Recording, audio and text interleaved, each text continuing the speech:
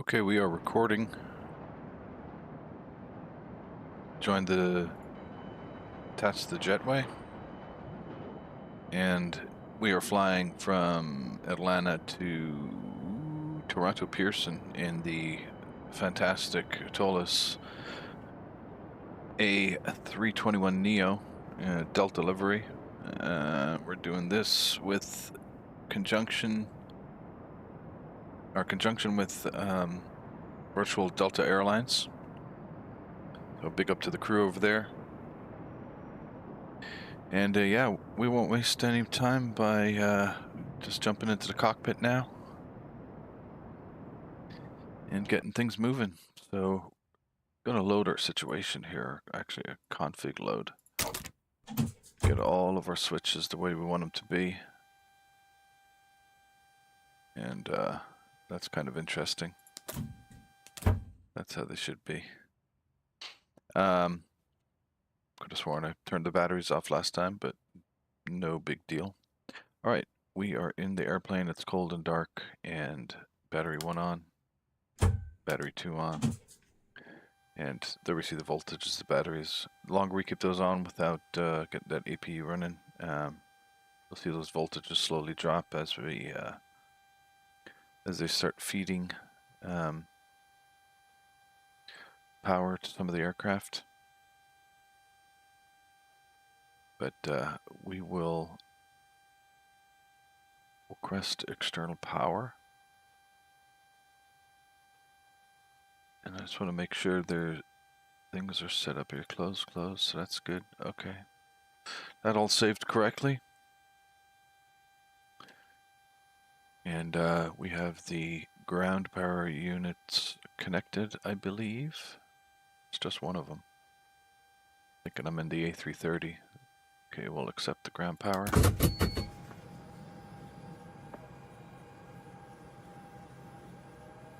As you can see, the voltages are starting to slowly bleed off.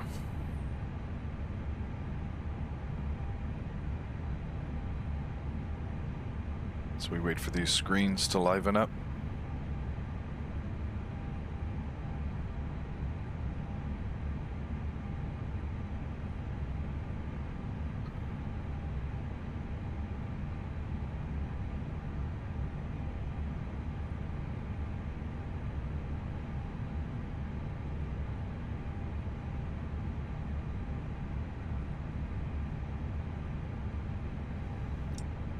Okay, screens look good. We will not mess about and get the inertial reference switches to the nav mode so they can begin aligning.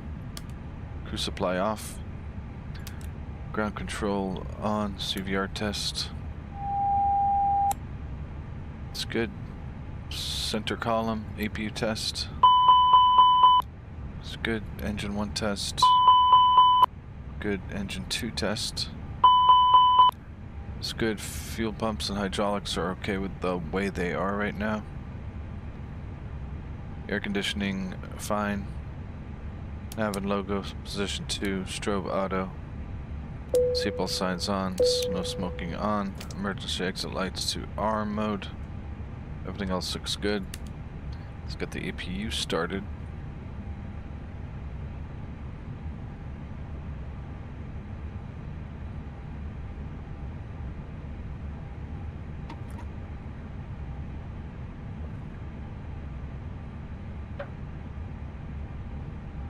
Flaps open and start the APU.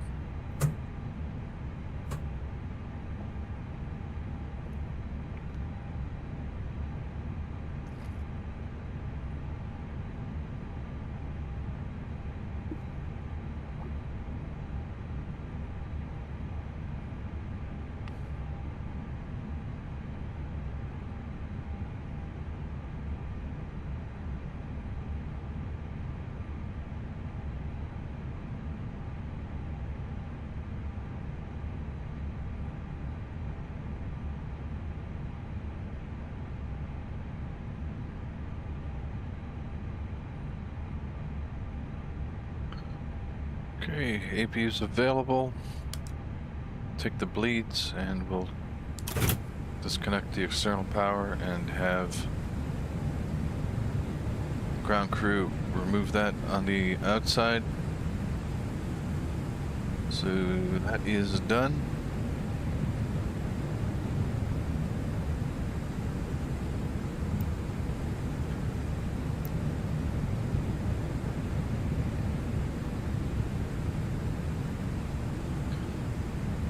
Okay, airplane now is alive on its own juice.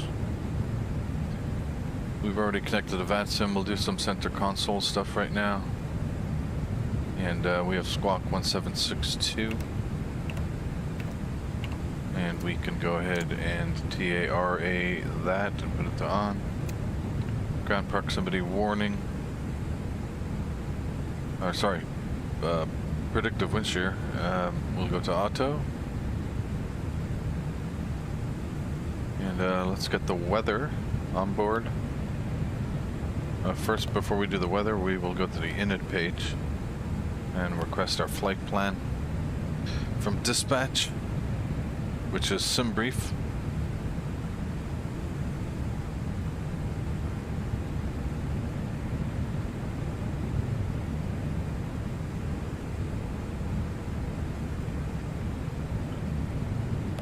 Aircraft data has been uplinked, and we can go over to our EFB now and see that in our SimBrief OFP tab. Alright, flying to Toronto, Delta 1734 will be our call sign. We're in the A321neo with the Pratt & Whitney geared turbofan engines. Flight time, wheels up, wheels down, hour 45 minutes. Gonna burn around 9,500 pounds of fuel approximately. Our routing is the Pageant 2 to Rafton, and into Toronto we will be the Nuber 6 on the 24 left transition. Winds are pretty strong, 17 to 20 knots from the northwest, so we could see a runway change in Toronto as we get closer to the, I believe it's the 3-1 runways. Pax is 174. No additional cargo. Our zero fuel weight 147.6 thousand pounds. Block fuel 16,500 pounds for estimated takeoff weight of 163 pounds, considering taxi fuel burn and APU fuel burn. So we won't mess about, and we'll actually request the fuel quantity. So block fuel is 16,459, so we'll go 16.5.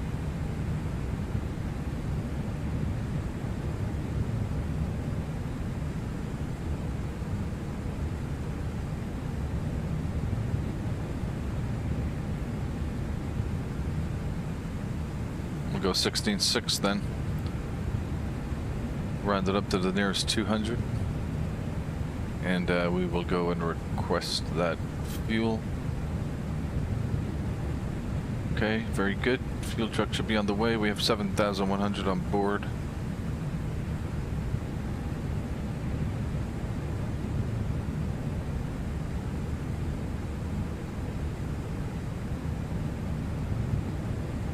And now we can go and get the weather here in Atlanta. Don't have an ATIS because there's no ATC covering this airport right now. Atlanta traffic, Delta 22 has been taxiing runway 27 right via Lima Charlie. And Atlanta, June 19th, 1752 Zulu. It's getting a bit old. Winds 330 at 8. Visibility 10 statute miles. Few clouds 2,800. Scattered 5,000. Broken 20,000. Broken 25,000. Temperature is 29. Aircraft is registering 28. Okay. Altimeter 29907. So we'll set that in the altimeter 29907 is set.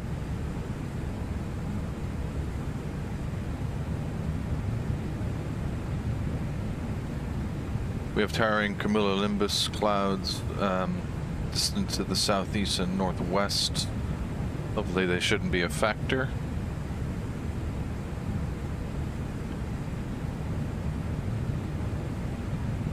Okay, fuel is coming on board. It's good. We have back to the init page here on the captain's FMS. We'll just cross-reference, make sure it downloaded. We have a cost index of 31, not 40. Our cruising altitude 350 is accurate.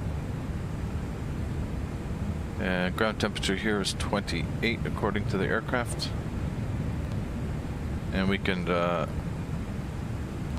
initiate IRS and we'll download the winds. We can see the climb out winds coming from west-northwest mostly. They're pretty moderate. And at our cruising altitude, winds are due west, so it will be a significant crosswind experience in the cruise, probably all the way up to Toronto. And we can get the weather in Toronto right now as well. As we can see, winds are 300 degrees, 22 knots. Visibility is 15 statute miles. Wow, that is pretty impressive. Broken 4,800, temperature's 21. Altimeter is quite low.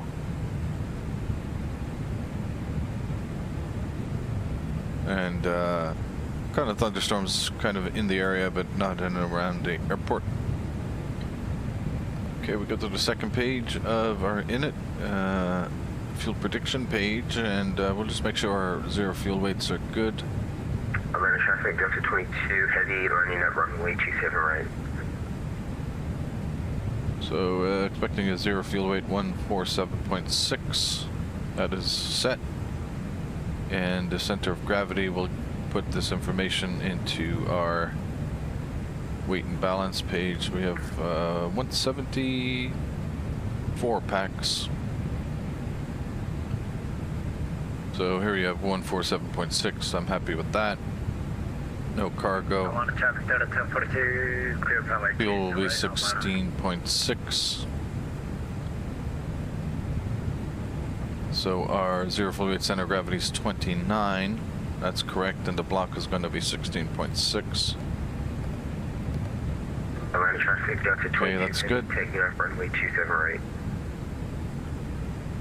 Atlanta traffic. IRS have aligned, and taxi to the ramp, straight ahead. Last call for Atlanta. See you. We'll grab our charts now. Atlanta. Atlanta traffic, Delta 55, radio check. Gotcha, 5. So we got our taxi charts, airport chart, and pin that. I like to go to dark mode all the time. Much easier on the eyes. Standard instrument departures. We have got the Pageant 2 departure. We'll pin that. And looking at the Pageant 2 briefly, our initial climb is 10,000, so we'll set that in the mode control panel. And Rafton is our ultimate end of the SID. ZLAN has a speed constraint at 250, but otherwise we're pretty good too.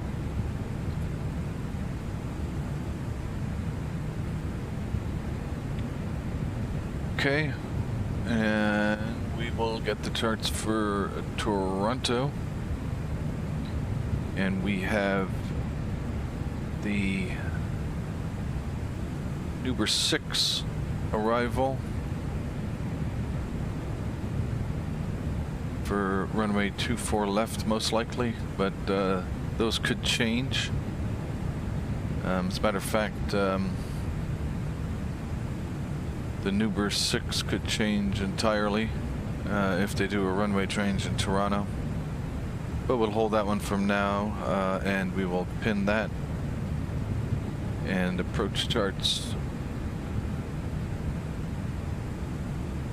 ILS runway 24 left, pin that, and taxi. Airport chart, pin that, and I believe it's this chart. Yeah, that will be the one, and we'll pin that. That's all the charts we need. Back to the FMS. Atlanta, departing runway 26 left. We are departing on the north side of the field. On the Pageant 2, Rafton transition. Insert that. Put the navigation display into plan mode so we can cycle through the plan once we input Toronto. So we'll just have a quick look at the charts again to take a look at what's happening in Toronto. We're kind of going in reverse order here. Here's the ILS chart for 24 left, and the initial fix is Cetra. So we'll plan on Cetra to be in our flight plan. Hot mic. And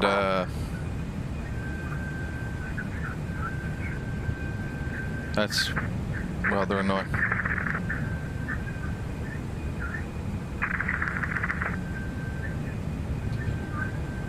And we'll have a look at this is the Nuber 6 arrival, which according to our flight plan we will be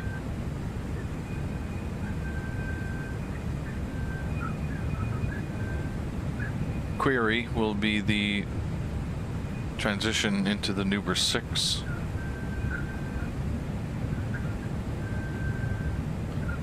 So here we have query taking us to Rockto, and the 24 left, 24 right transition takes us out to Botum, Verco, and ultimately Dunal. And we'll make sure that the FMS adopts these speed and altitude restrictions. So we can go to the FMS, request ILS 24 left, Nuber 6 from Cetra, or via Cetra, and transitioning into the Nuber 6 from query, and insert that. And now we'll just cycle through the navigation display. 1167, pushback from stand Tango 5. Okay, Rockto 250 knots, 15,000 or below and 11,000 or above. So you can see it's it actually hasn't pulled that one in correctly. This is why you should check these things all the time.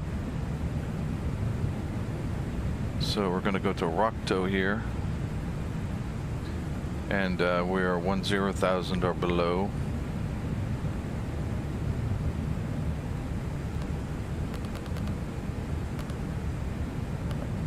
And 8,000.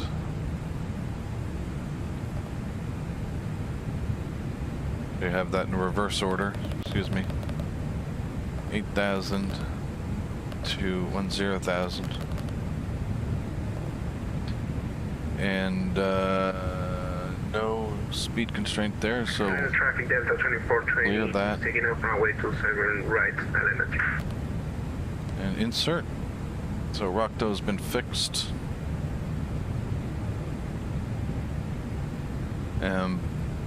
Pengo is okay. Botum is 210 knots. And 8,000, so it imported that correctly. And then thereafter there's no more hard constraints. So we're happy with that. Okay, flight plan looks good. Cetra 3000, that's fine. Go back to ARC mode on the navigation display. Okay, the route is all set up. Fueling of the airplane is done. We'll just take on the passengers now. Just check the conditioning in the back.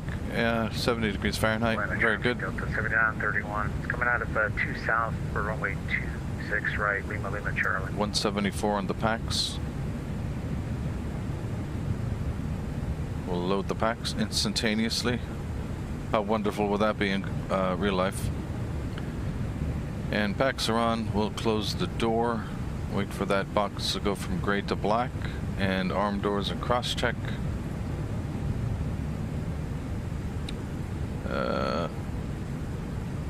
Configuration saving does not save the cabin lighting, oddly. Not a big deal.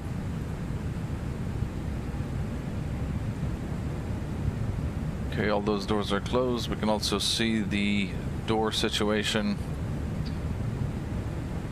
All the doors are closed and slides are armed.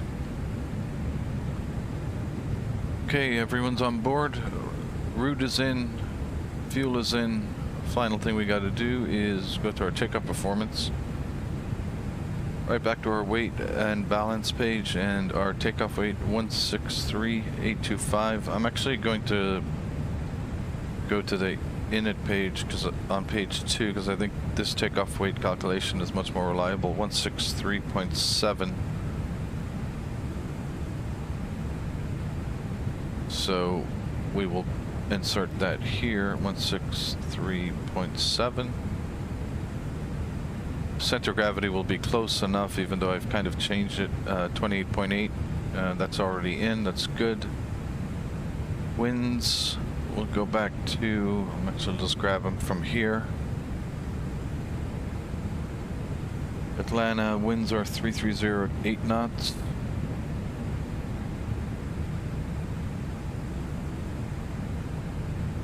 At 8 knots. Runway 26 left is correct.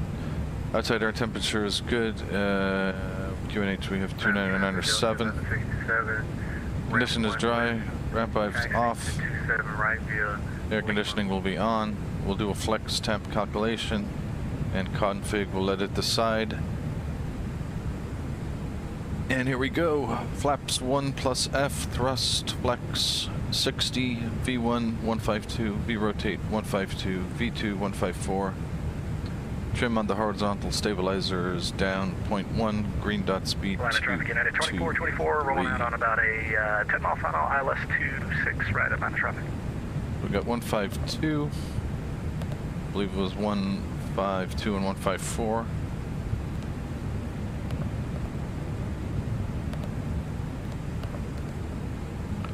Transition altitude is correct.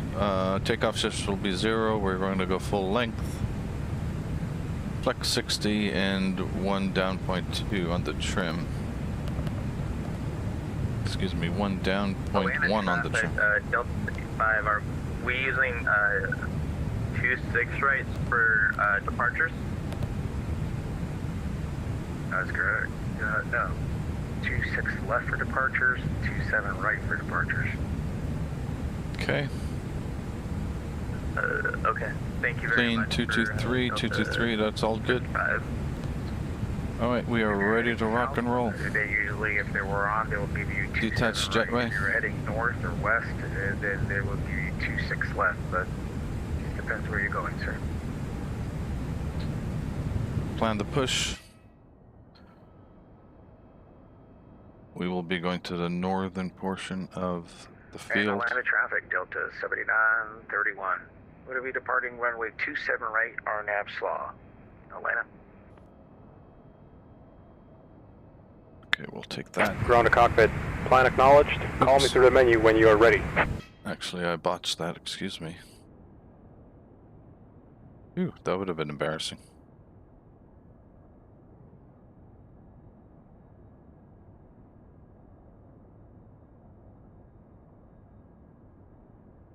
And we'll get out of the traffic way there. Ground to cockpit. Plan acknowledged. Call me through the menu when you are ready.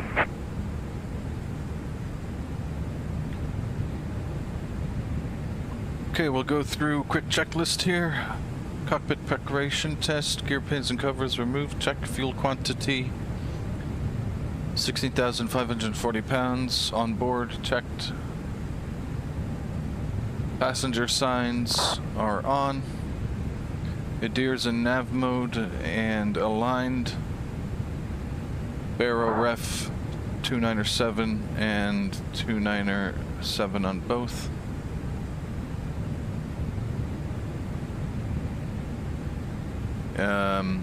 So that's check cockpit preparation test.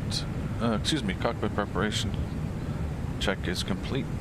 Ground to cockpit. TOW is driving up. Press the push. Park brake is set, and we will Let traffic get out of 2424, short final down to remove 6, the right chocks.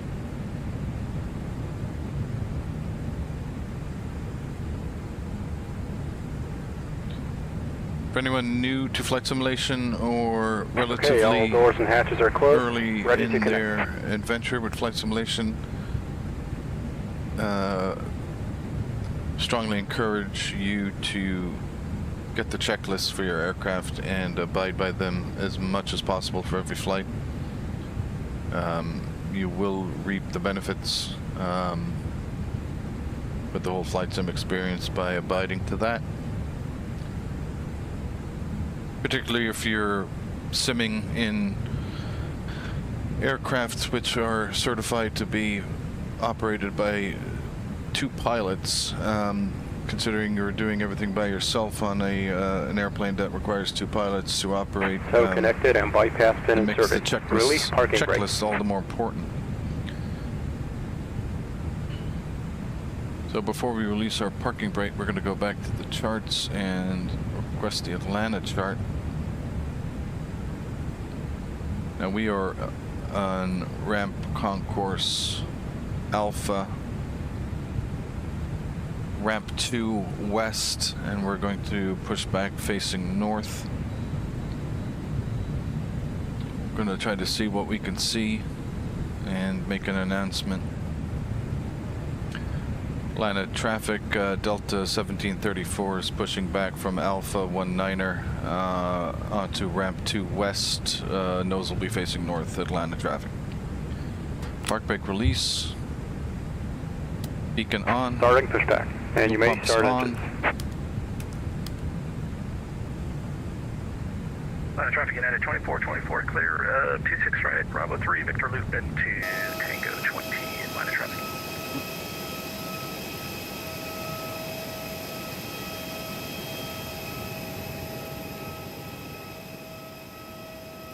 Atlanta traffic, Delta 7931, the left-hand turn out of SLA 5 to 1010,000. Last call, you guys have a good flight. Good night, see you.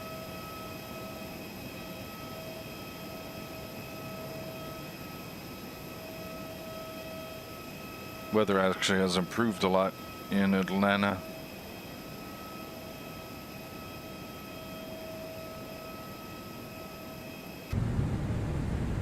Okay, engine mode selector to ignition, engine 1 start.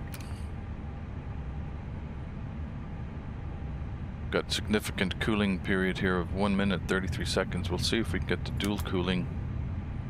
Yep, dual cooling is available. Sometimes it's not, and I haven't investigated why that is. As a matter of fact, I should just look up the dual cooling on the Pratt & Whitney gear turbofans and see what that's actually all about and why it's needed. The CFM LEAP engines, which is really the direct competitor to the Pratt & Whitney gear turbofan, don't have this engine cooling requirement, it seems, for engine startup.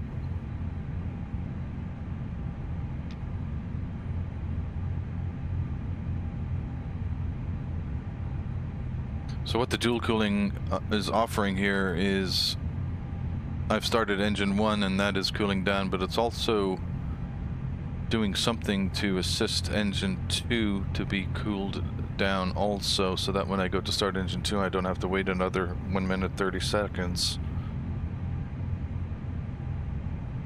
And that switch is up here on the right hand side of the overhead. Parking brake. Okay, park brake set.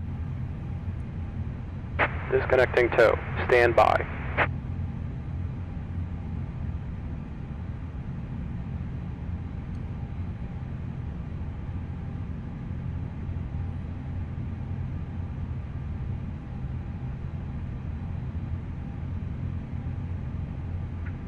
Atlanta traffic, Delta 1167, departing runway 27 right, south, are now slow. We'll disconnect the tug after we get 2 good engine starts. Just in case we get a bad engine start or a bad engine, that we don't send that tug away when we want to call it back.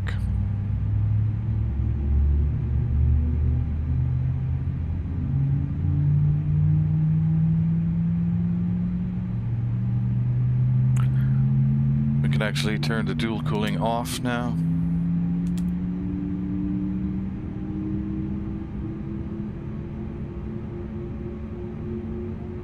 Good start on engine 1, engine 2 start.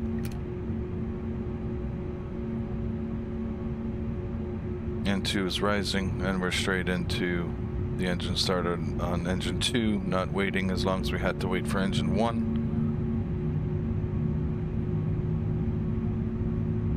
It's nice to look at the electrical page here on the lower ECAM.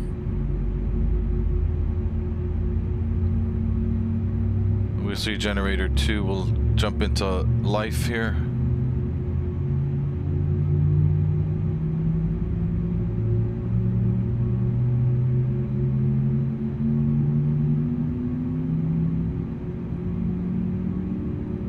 There we go. As we can see, APU generator is at 0% load, so it's been basically kicked off the bus. Engine 1 doing a lot more of the work. Obviously more systems downstream of that. Anyway, 2 good engine starts. We can disconnect and hand signals. Engine mode selector to normal. Leads off and APU master switch off.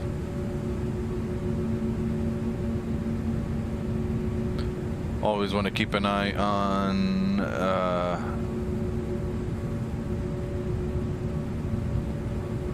your disconnected and VATSIM. bypass pin has been removed. Hand signal on the left. We'll see you next time See and if have a there's good any flight. fans that can come on.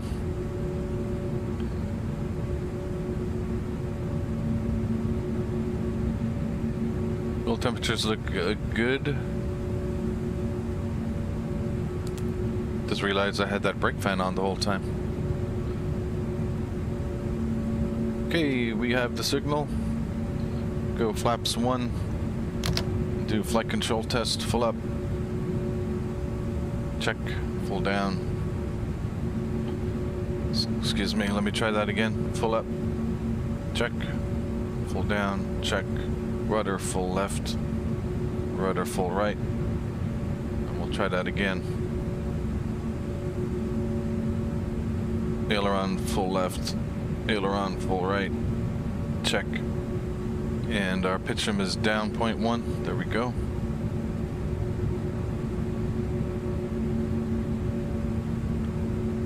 Auto brake max. Arm to spoilers.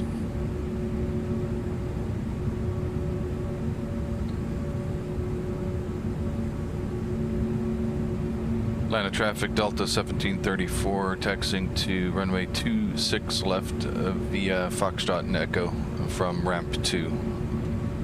Atlanta traffic. Release to parking brake. Nose light to taxi.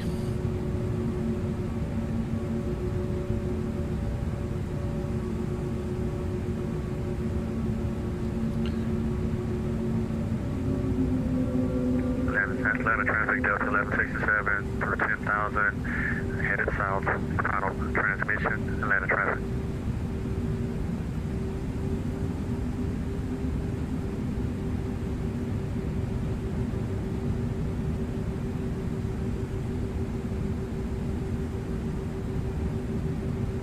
Okay, so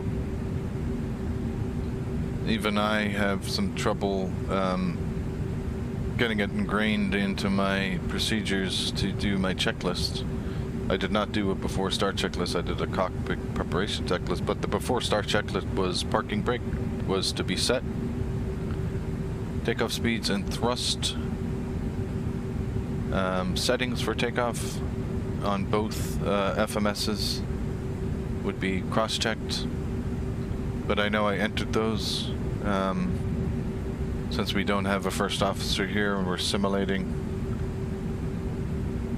we wouldn't necessarily have to check that, probably. Windows and doors closed, check beacon on, that was also on. We are not doing a one-engine taxi departure, so we can skip the next section. After start checklist would be anti-ice as required. We don't need anti-ice in the current weather conditions.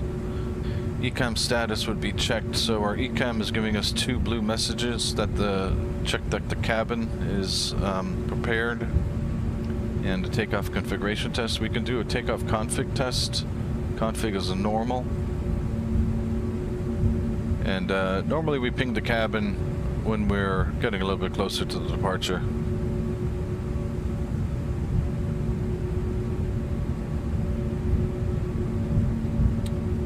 Pitch trim set, we set that at down decimal 1. We are clear left and clear right.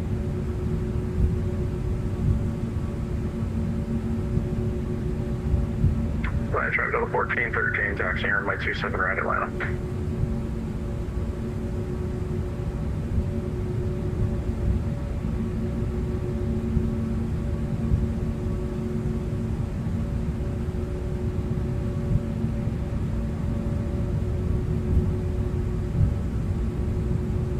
Okay, just wanted to make that turn before continuing with the checklist.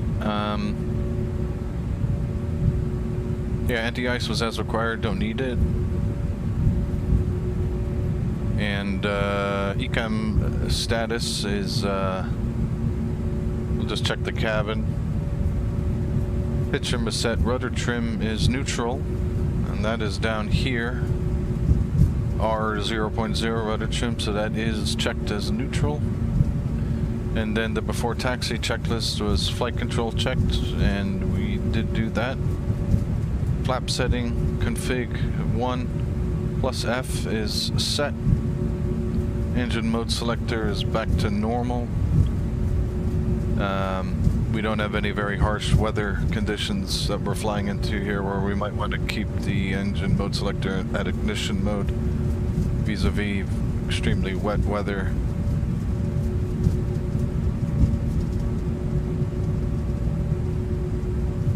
And ECAM memo, no blue. So what we'll do is we'll ping the purser. Purser tells me cabin is ready. ECAM no blue. And we'll do our next checklist items before we line up on the runway.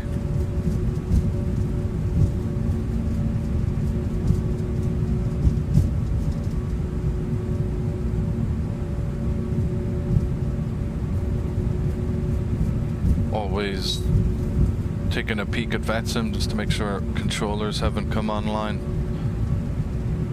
See, when a controller comes online, they probably have a lot of aircraft to suddenly deal with, and the last thing you would want to do is take off when the controller hasn't spoken to you.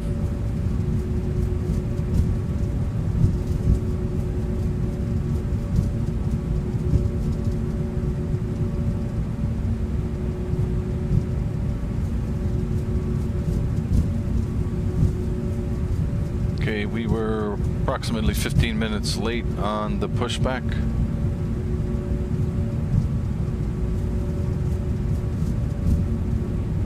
But I tried to almost tutorial myself on every flight.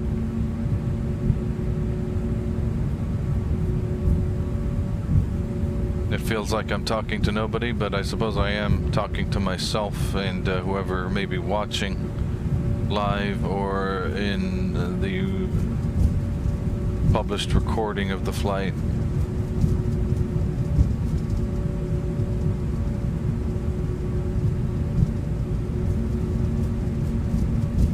That's why I think the cockpit preparation takes a little bit more time sometimes.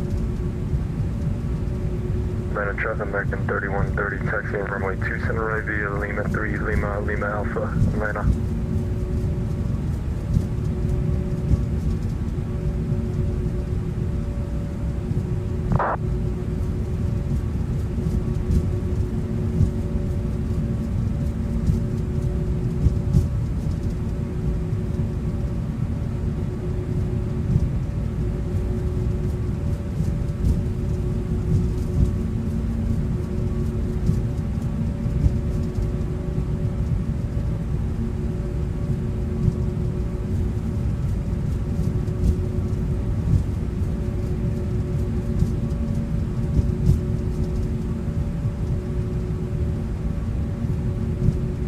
Atlanta traffic, Delta 1413 departing runway 27 right at Lima, Charlie, Atlanta.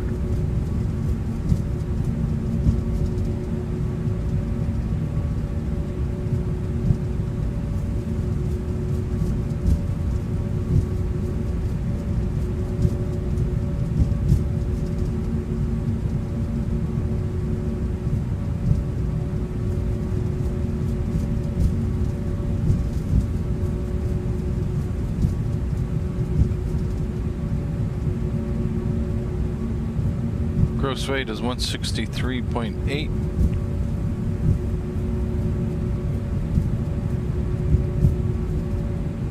And we were anticipating 163.7, so 100 pounds, not too bad.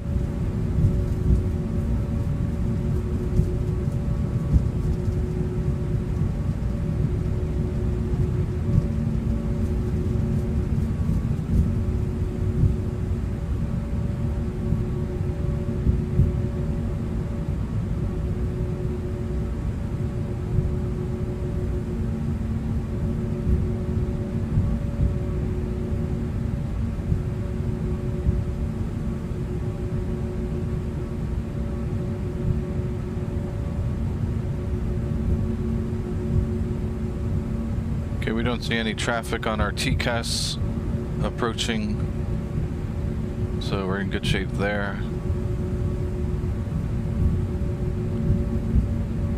Atlanta traffic, Delta 1734, lining up and departing runway 26 left, Atlanta.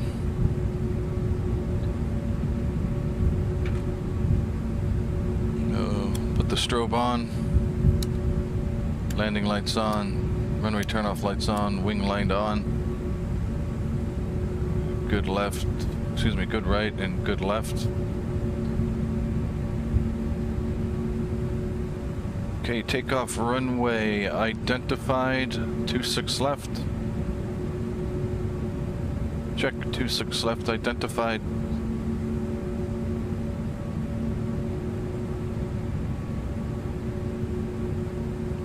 Radar and predictive wind shear.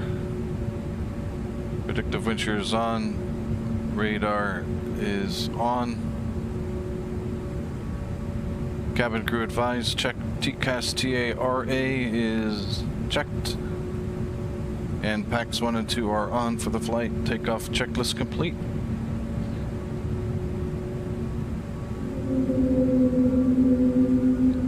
Okay, winds are 300, so we're anticipating some left rudder, right aileron. Stabilized.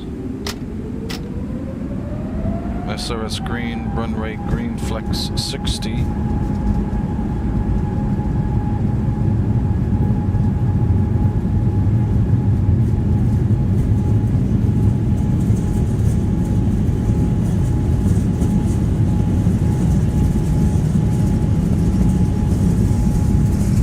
Knots, pressure off the side stick.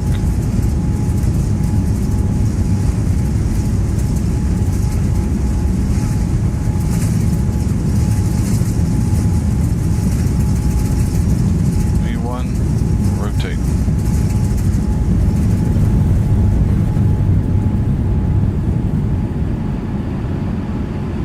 Positive rate, gear up. Atlanta traffic, American 3130, taking off 27 right, being 3 departure to South American, Atlanta.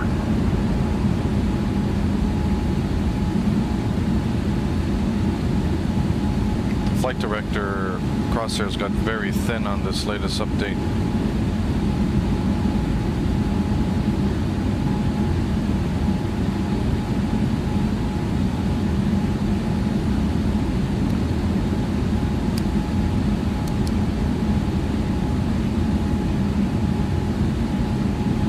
TCAS looks good.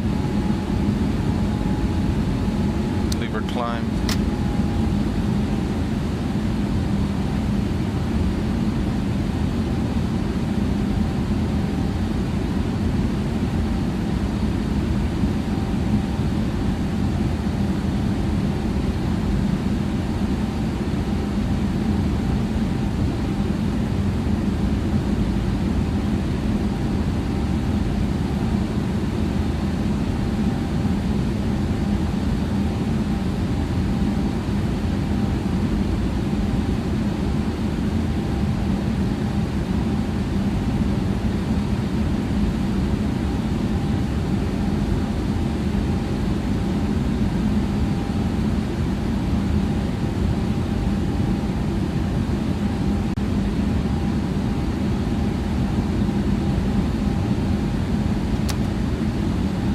Interestingly enough, in the Airbus's normal checklist, level up, level up, level up, level where's the up. traffic warning?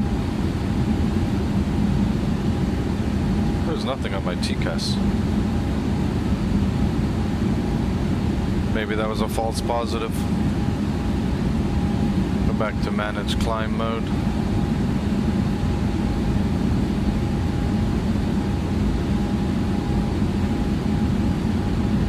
But that would scare the living daylights out of you in real life, I would say. If you didn't see anyone on your TCAS and then you get that warning. Ay caramba.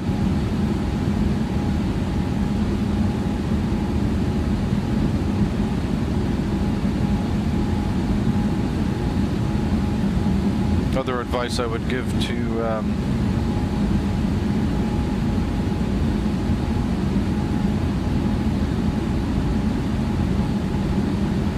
flight simmers who are kind of starting out, flaps 0, is try to fly the plane as much as you can manually. You know, make those initial turns in the SID. Get used to following what the airplane feels like. Following the flight director. And then when things get, you know, kind of basic and you're not doing much stick or stick or yoke input, you could probably go to autopilot.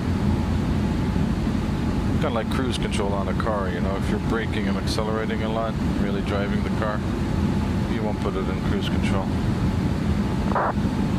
AP1 done.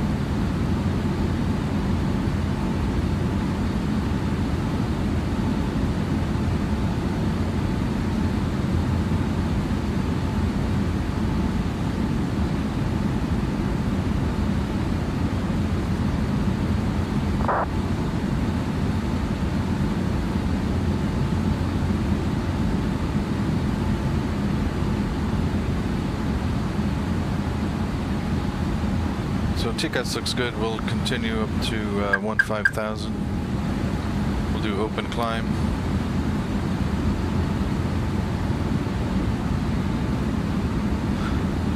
And landing lights come off at 10,000 feet. And we'll put our COM 1 to active Unicom.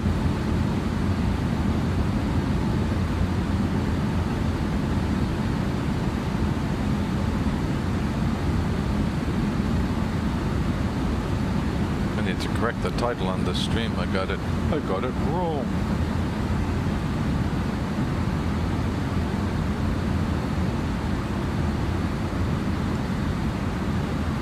Now the question is how do I do that?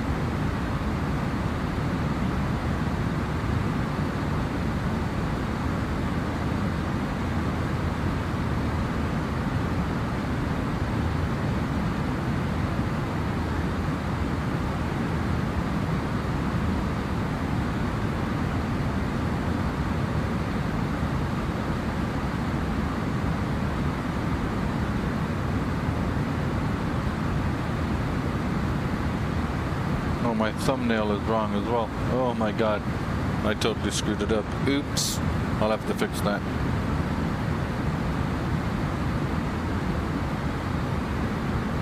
I can change that now. Hang on a second.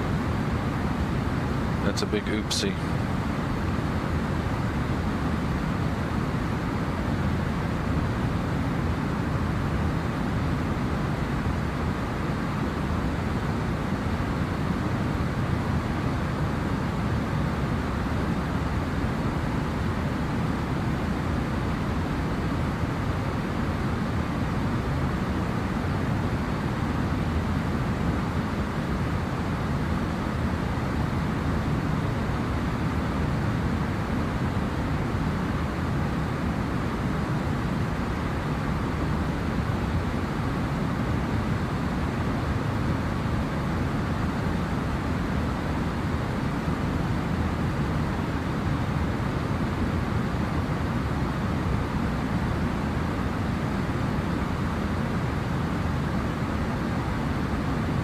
Okay, we'll fix that.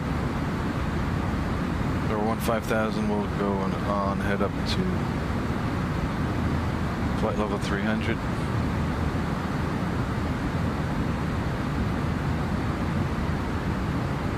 So we've got a cruising 350 open climb.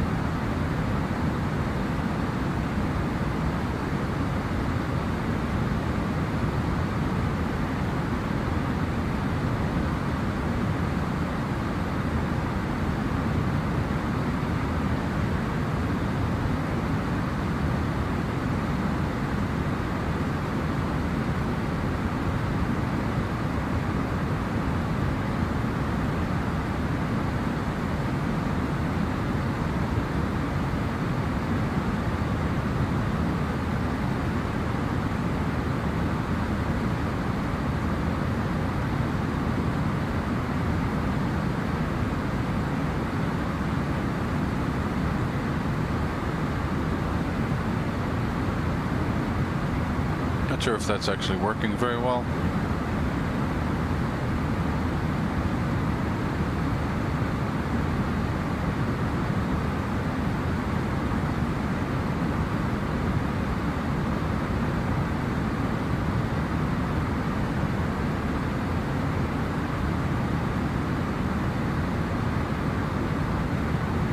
Don't think it is.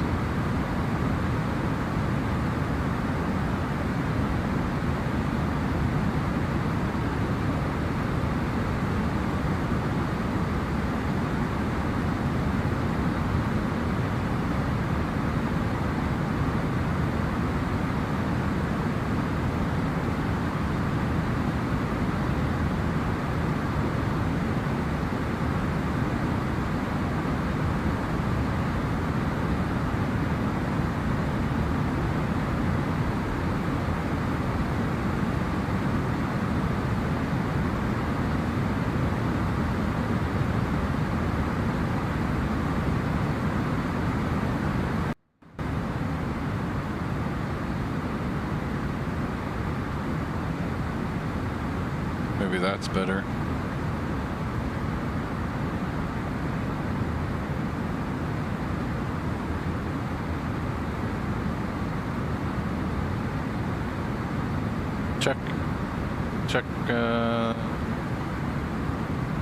Checking the audio ducking. Pretty good, just bringing it just below, just out of the yellow a bit. That's okay.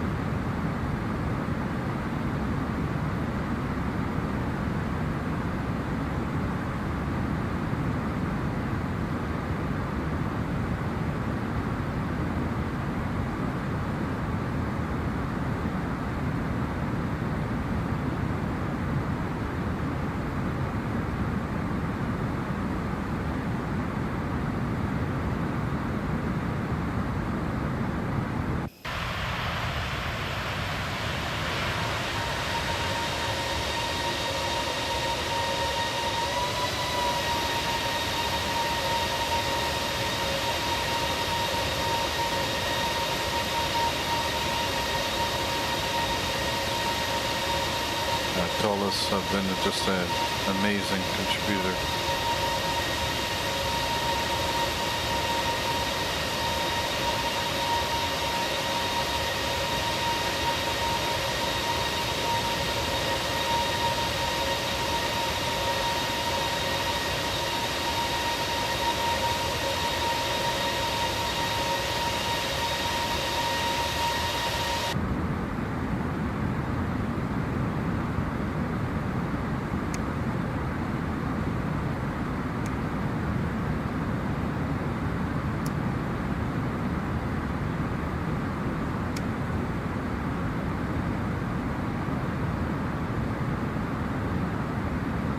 FLM.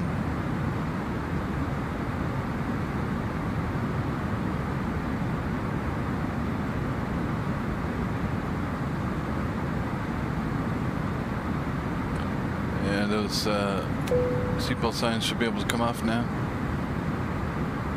And just check the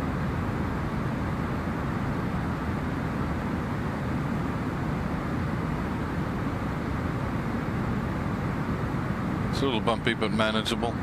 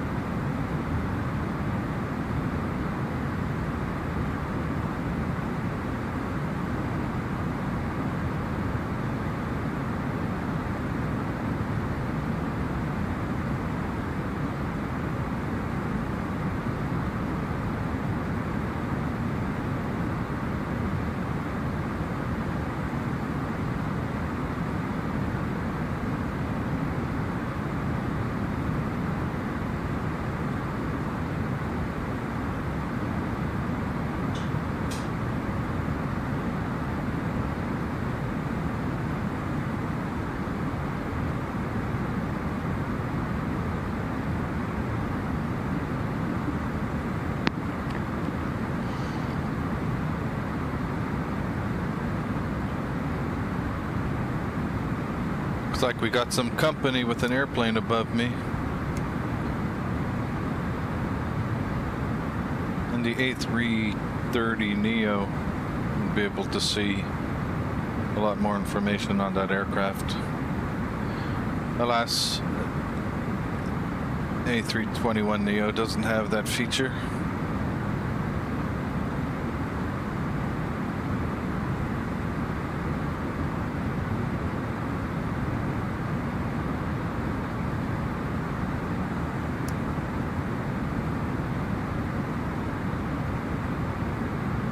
They don't seem to have a flight plan filed, so it's hard to know where they're going.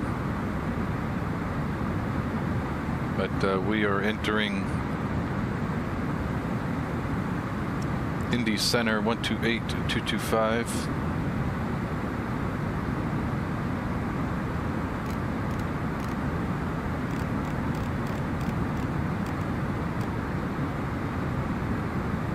United 199, Indy Center, squawk 3036. Squawk 3036, United 199. Indy Center, hello, Delta 1734, flight level 350, inbound Foxtrot Lima Mike. So 1734, Indianapolis Center, Roger, welcome.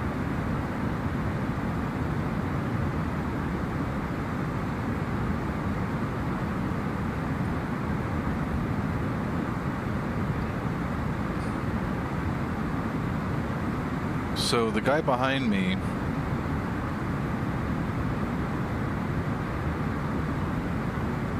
does not have a flight plan filed. He's filed his flight as VFR, but he's flying at 37,000 feet, so he's also got 3,900 hours of time on VATSIM. I'd imagine Indy is going to ping that individual and let them know that you filed your flight as VFR and you're in Class A airspace.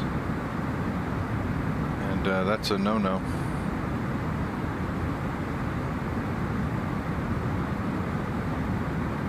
We'll see if we'll hear that conversation come up.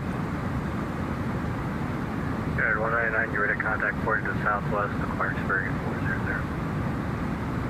Oh.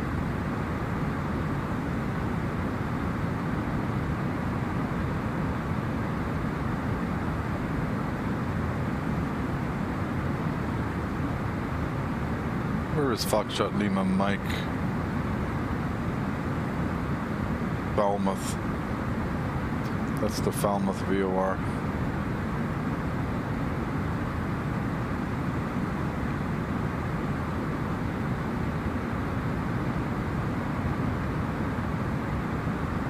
As predicted, pretty significant crosswinds on the cruise. Air's a little turbulent, but nothing that would make the... 493, can we step out of the cockpit for about 5 minutes? Sure. Okay, we're back. Nothing that would cause the seatbelt signs to come on.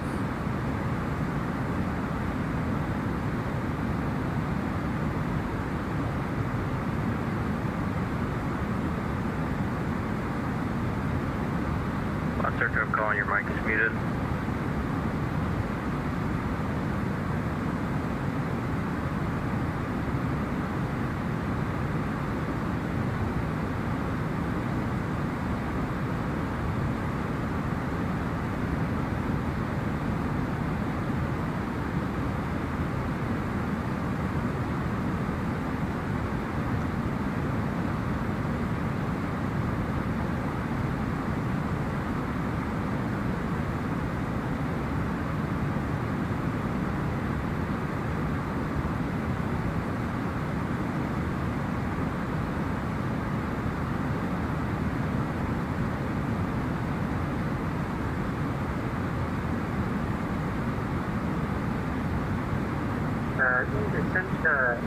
Civic 205 Heavy, radio check.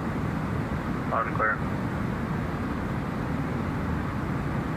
In the center, Civic 205 Heavy just received the bias and maintain flight level 340. Civic 245 in the center, roger.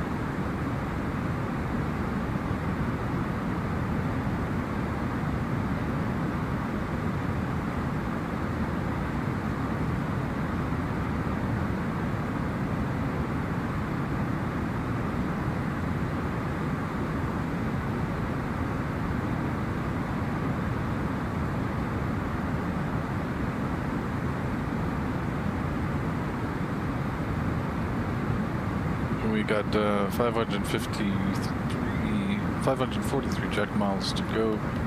Top of descent estimated at 2025 Zulu.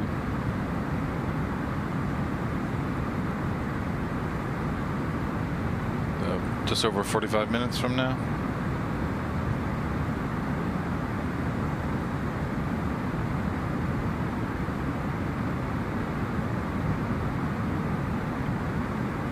According to the segments all around America, a lot of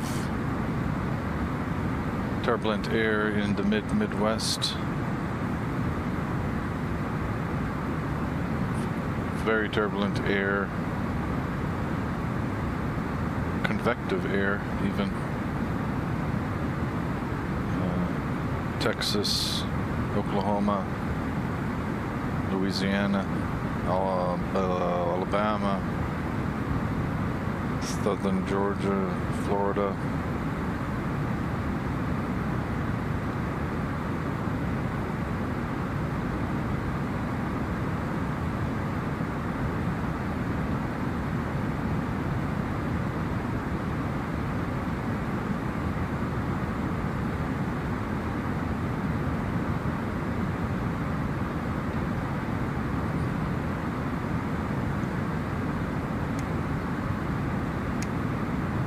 The aircraft is just getting closer and closer without a flight plan filed.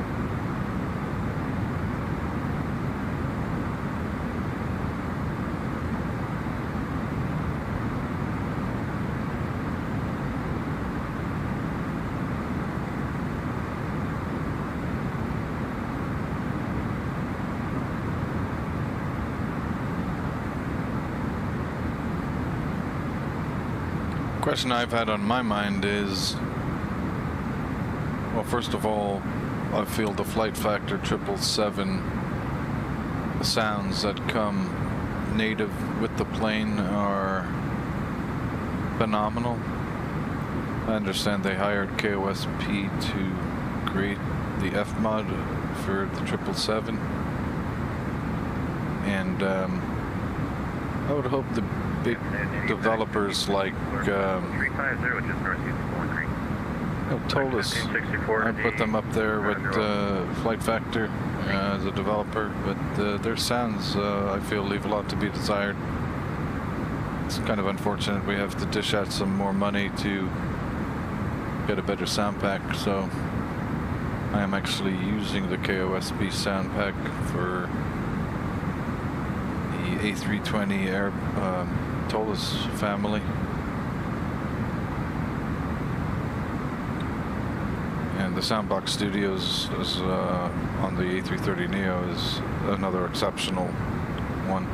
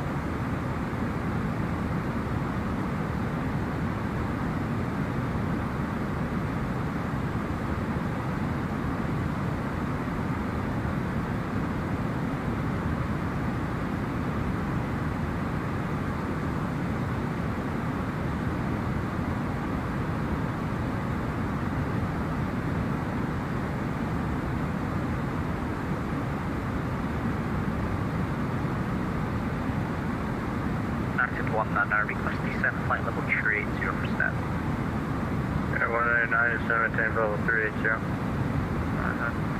Yeah, we'll go Yankee 100.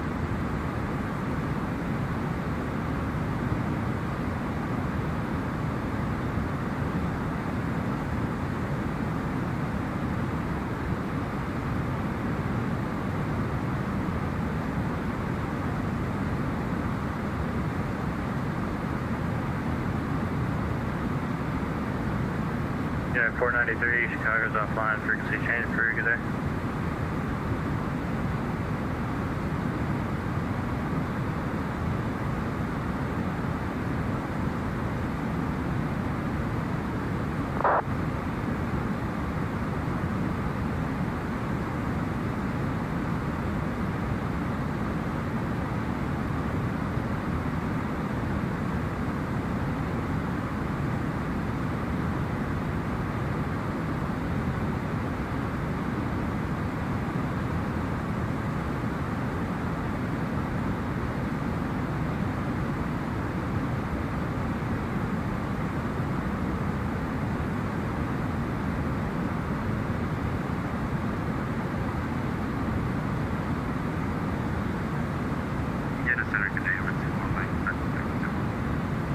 Where's 4 Mike, Indianapolis, Center, Roger.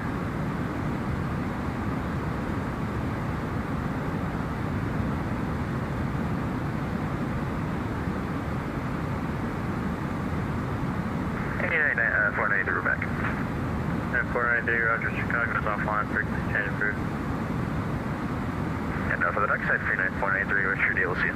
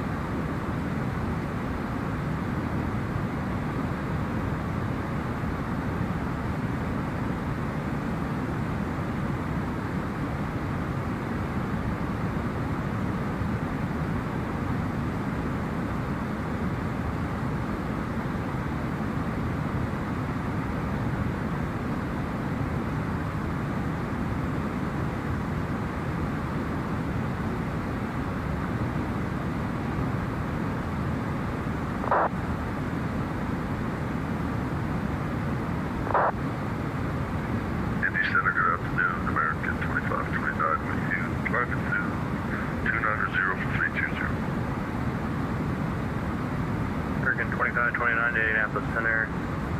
Roger, roll.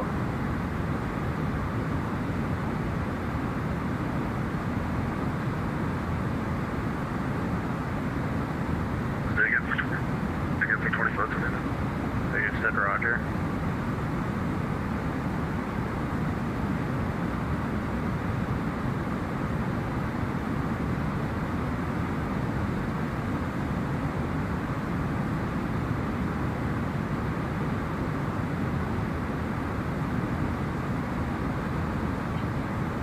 Where are we over?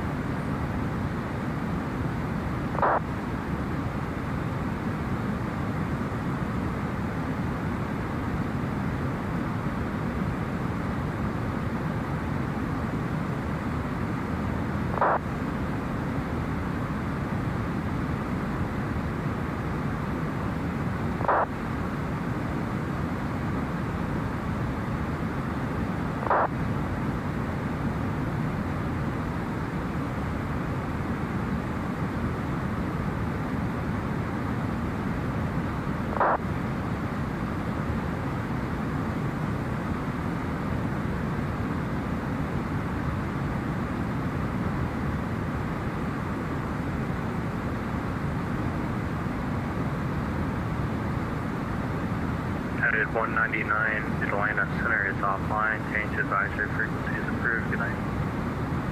United 199.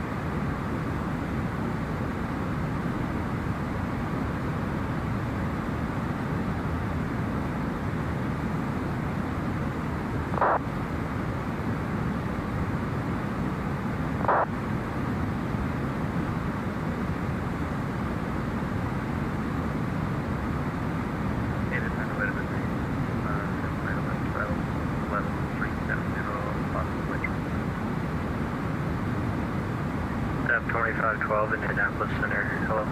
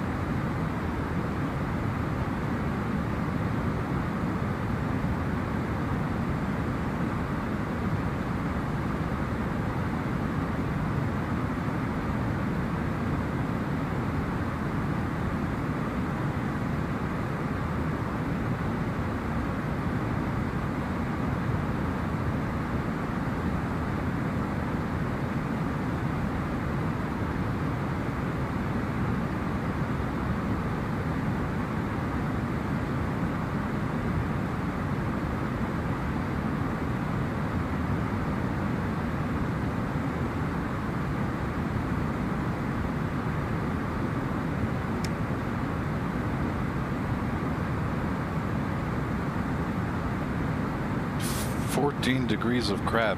That's mighty.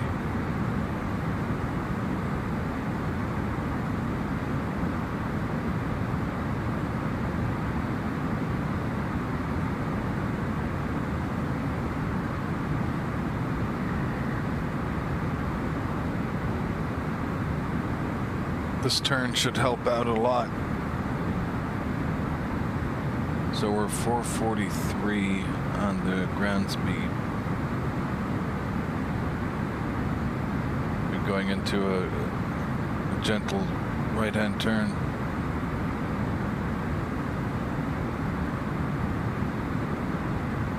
Should be gaining a good bit amount of ground speed from this turn.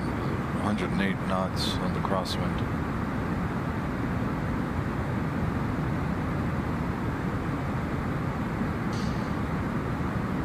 Should speed us up.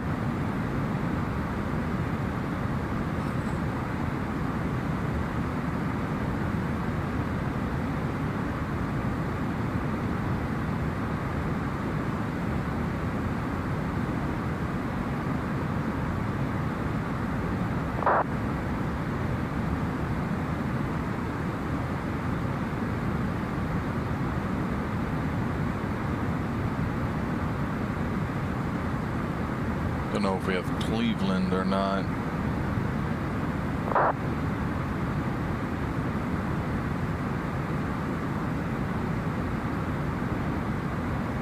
No, it's just DC.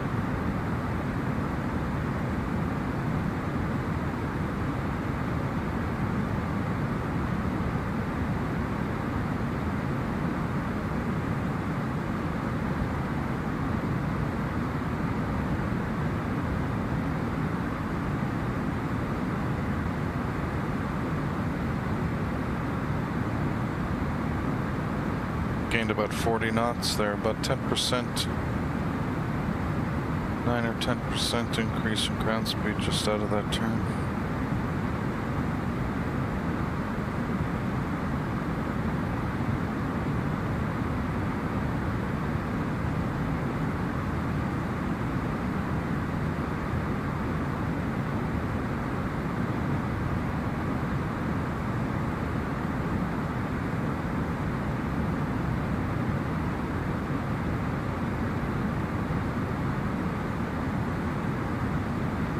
We're going to see if there's a destination aid is available. Don't know if Toronto Center or anything there is online. No, there is no ATIS.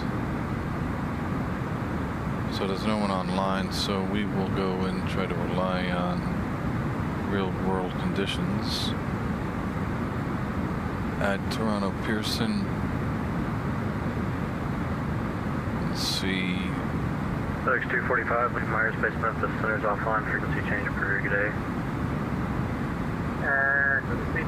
FedEx 245, heavy by. Yep, they're still landing on the 2-4s as well as 2-3. So we'll be taking the 2-4s. 2-4 left to be 407, precise. Cincinnati ground runway 27, taxi via Foxtrot, Kilo.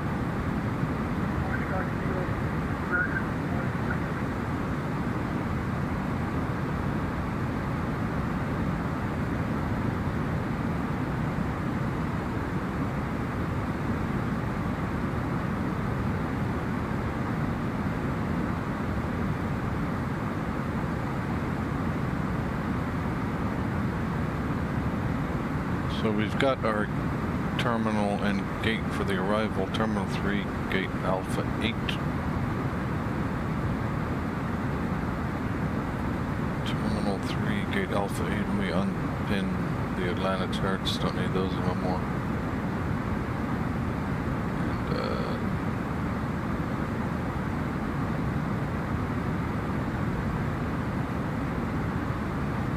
And Alpha 8.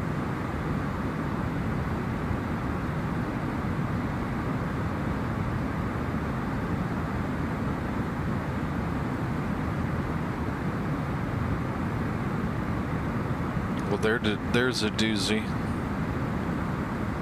Let's see, Alpha 8 there. not on the satellite terminal. You just double check that.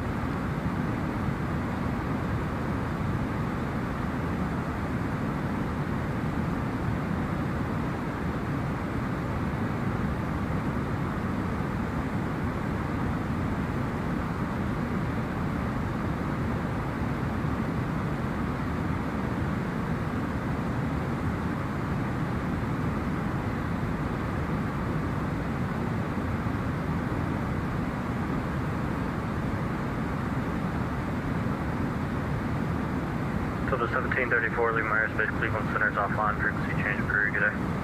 Unicom for Delta 1734, have a good one. American 407,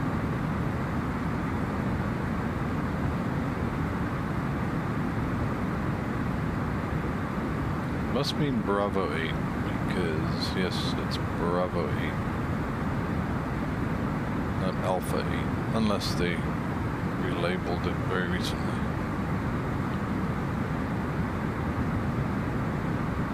So we'll be headed over to Bravo 8 here on Terminal 3.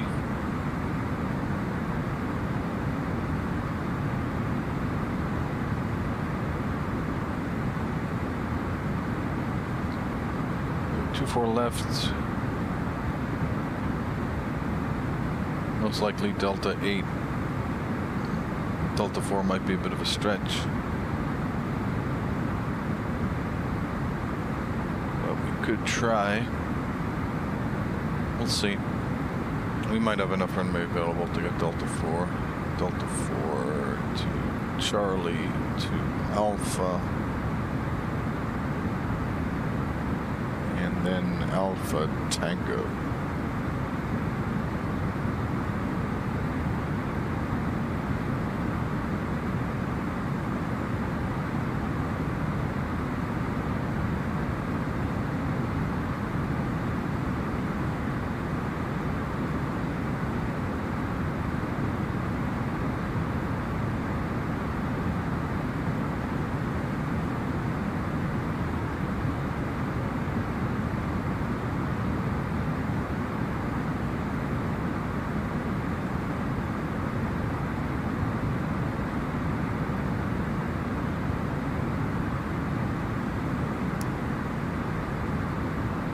Okay, we're just going to step away for about 5 minutes. We'll be back soon.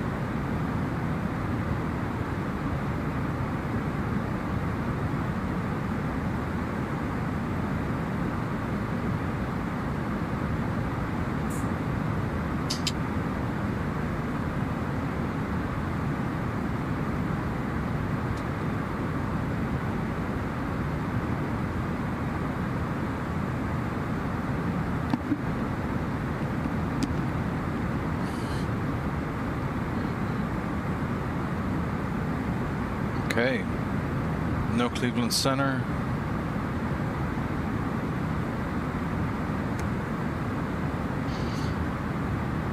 Top of descent is about 50 miles.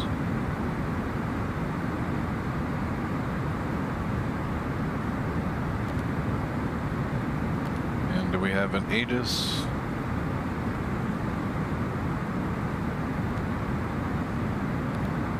Nope.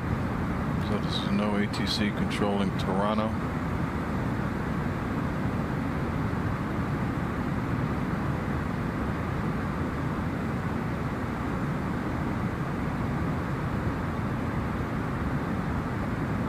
Crossed over Lake Erie into Canadian airspace now.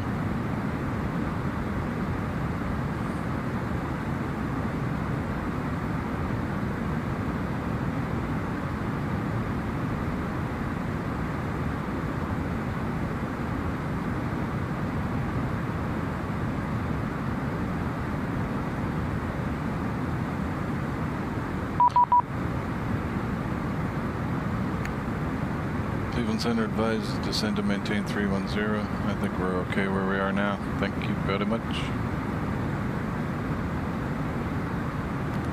Look at the METAR in Toronto.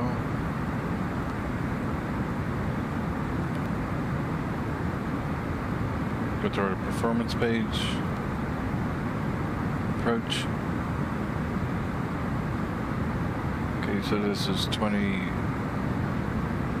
Zulu, 21 minutes old, 29020 gusting 29. Okay, we'll see if there's a runway change in real life.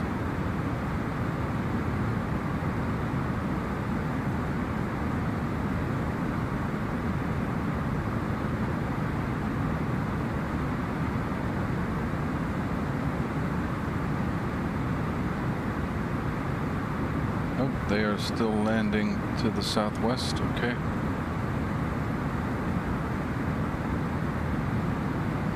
Two 20 knots.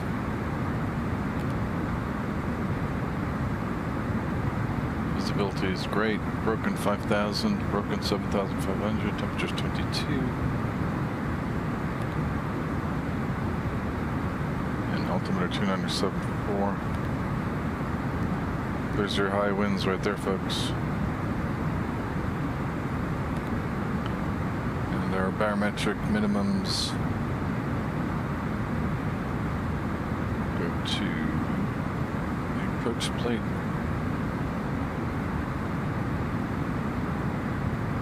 .747 minimum decision altitude.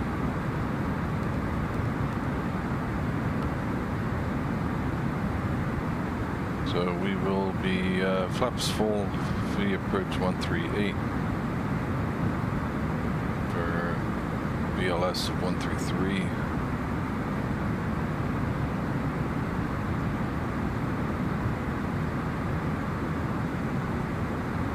So our course will be 237.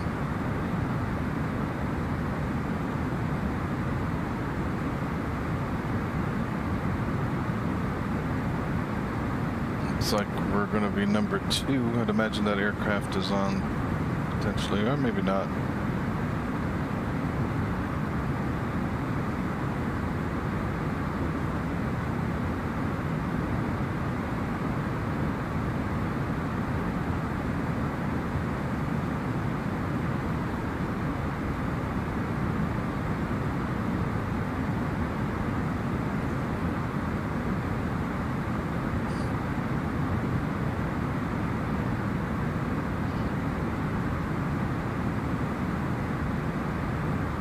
So our first constraint on the star, I have the star here. We're coming in from Query. Rock 2 will be below 0,000 and above 8,000. So we can set our new altitude to, let's say, 9,000.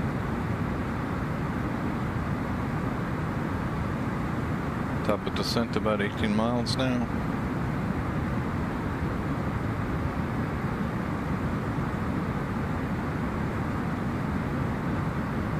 And we'll get the CTAF in Toronto.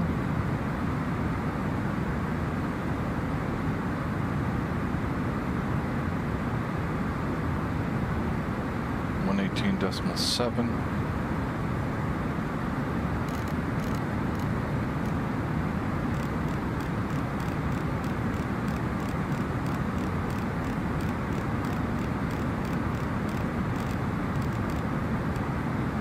Let's sit on standby.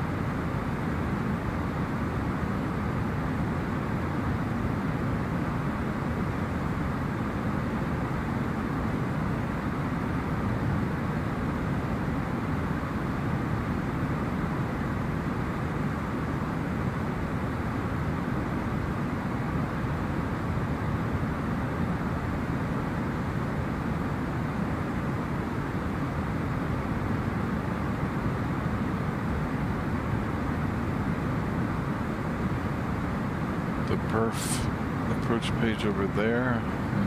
Carry this. We'll initiate the descent now.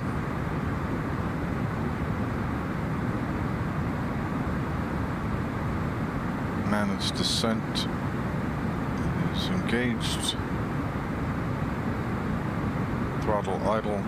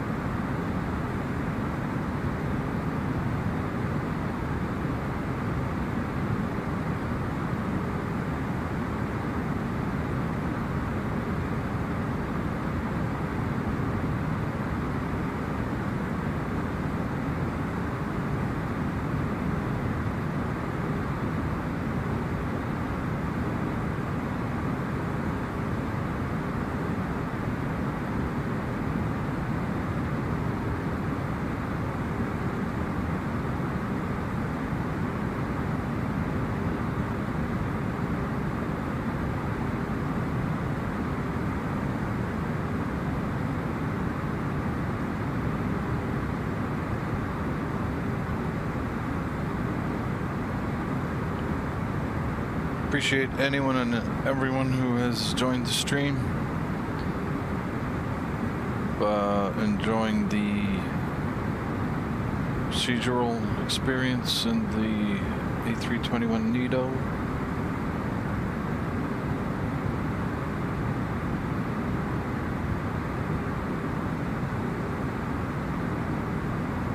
Just gotta keep an eye on our descent path here.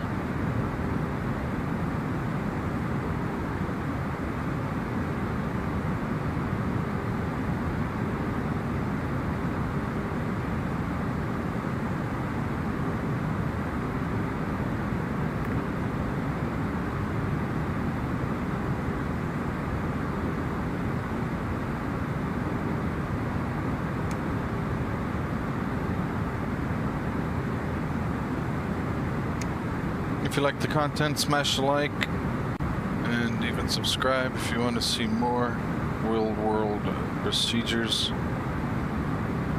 in X-Plane.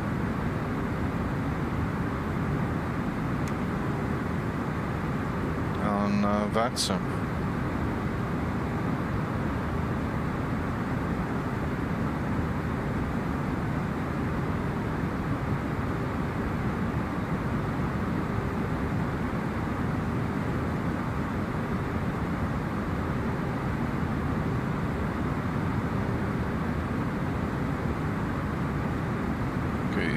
ATC in this area is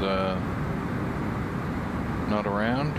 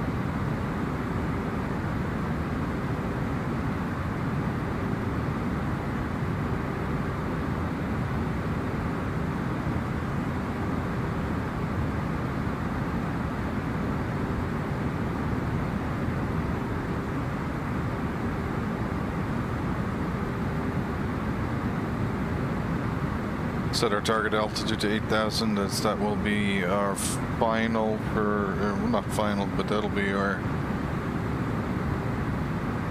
altitude for a little bit of the approach before we descend down farther to probably 5,000.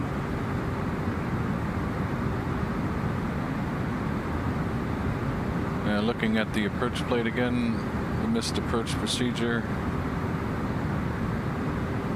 Climb out heading 237, so maintain runway heading to 1.5 miles from IDP VOR.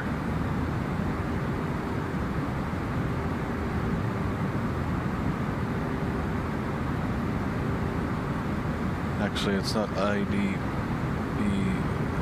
VOR, it is 1.5 miles from the localizer. IDP is the localizer, and then climbing left turn to 3000 on heading 190 to intercept the outbound Toronto VOR radial 189 to Hetvo.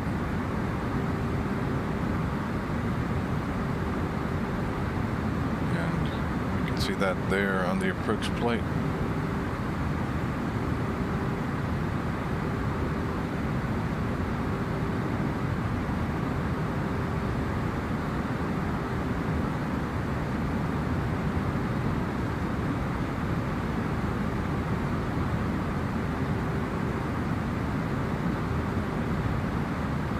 Take a peek at VATSIM, nothing happening.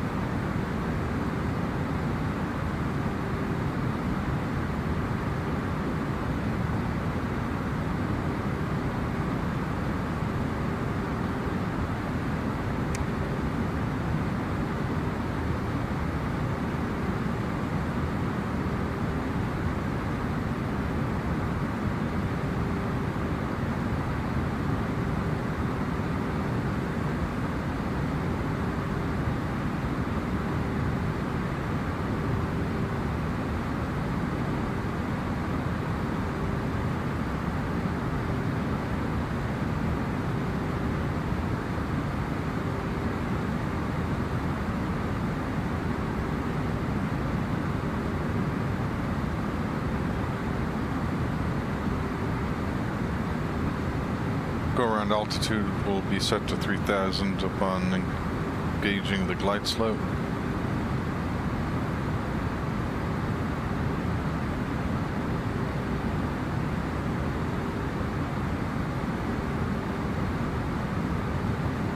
Okay, no runway change in Toronto.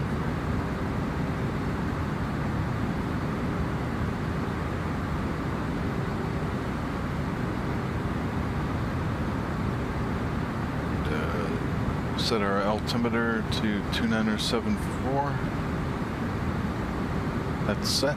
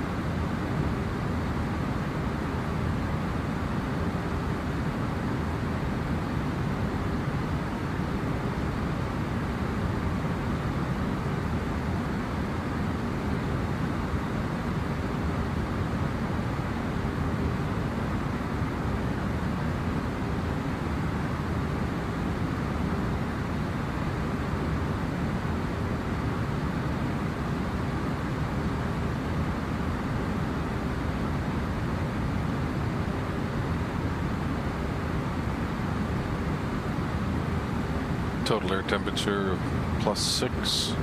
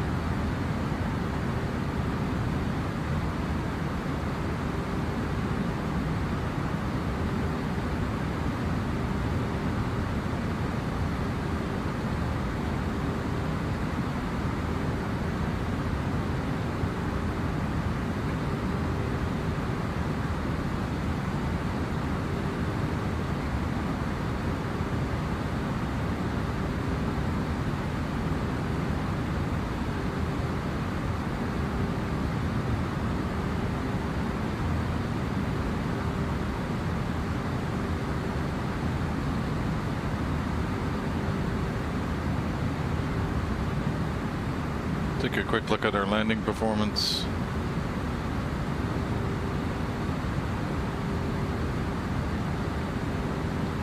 Our current gross weight is 155, so let's say 149,500.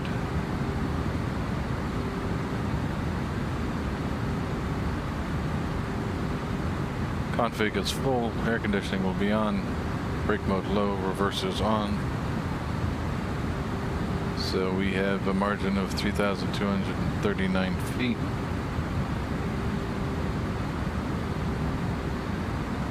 And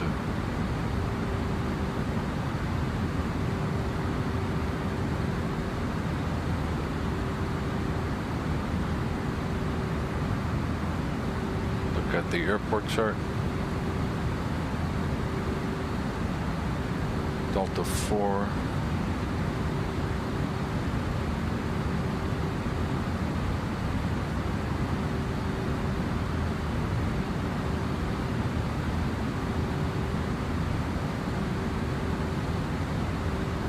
Leveling off at 10,000. Landing lights on. And we will go over to CTAF or Toronto.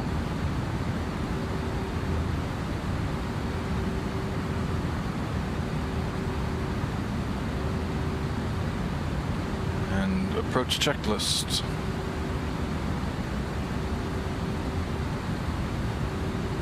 Bower rough set on both 2974, 2974, check. Seatbelts on. Check.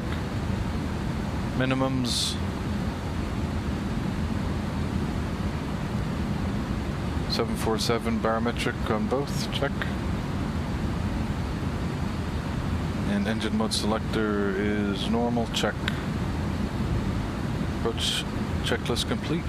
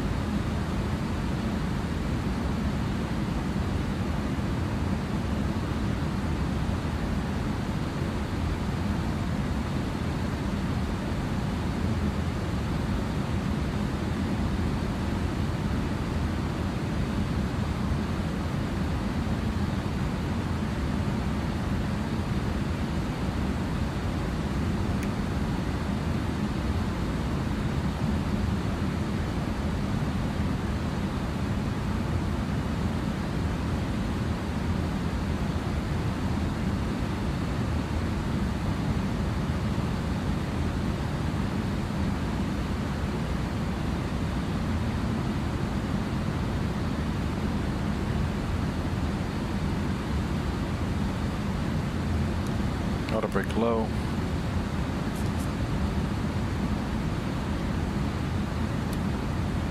Spoilers are armed.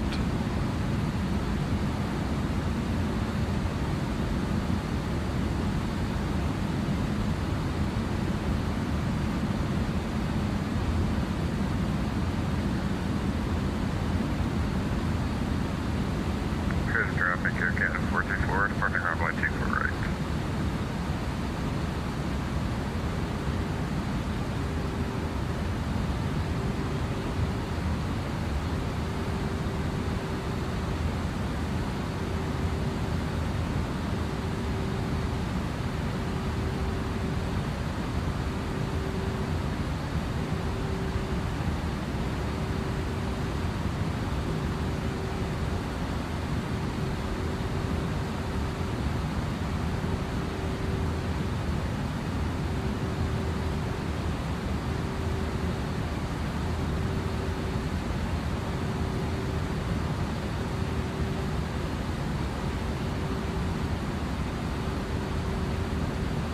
Probably have to rearm the speed brakes because I'm surely going to need them here to make this speed constraint.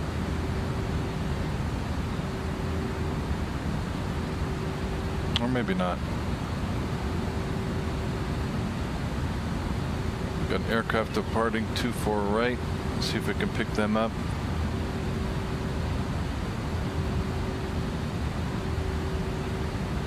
Don't see them at all, actually. Oh, there he is.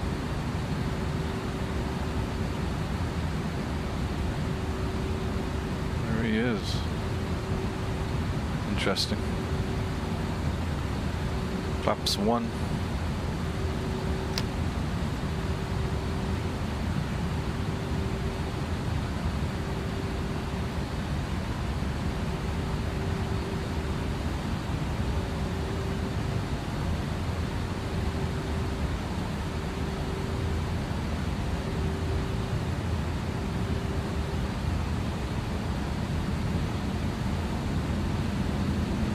That's why they keep us at 8,000.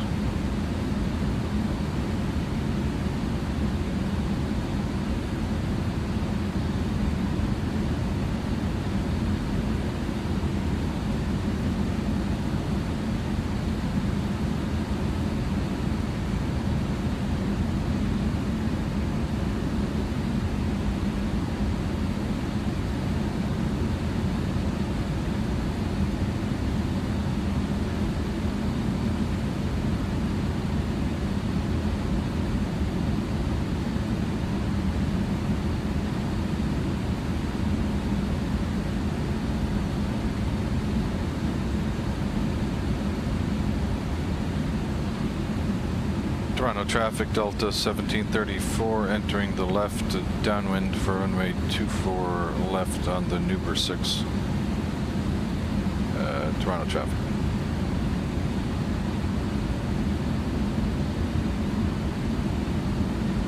Okay, descent to 5,000. Open descent.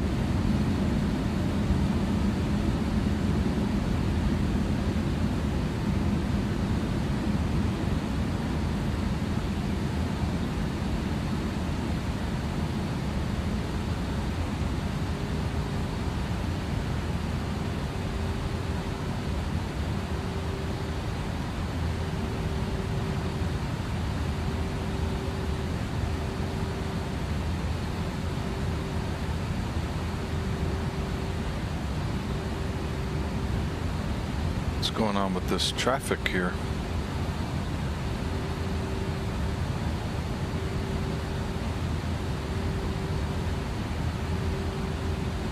I got a TCAS warning.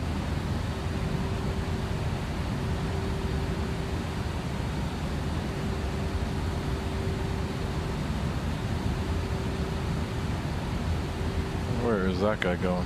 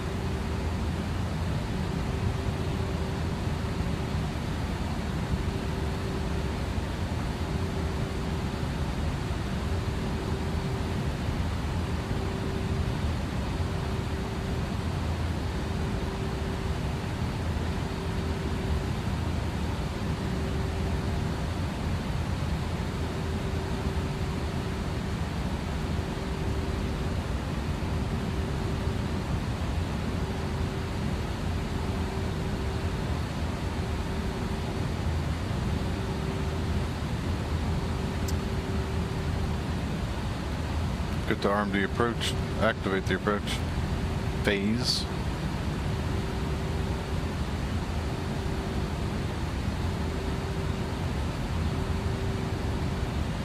Continue descent down to 3,000.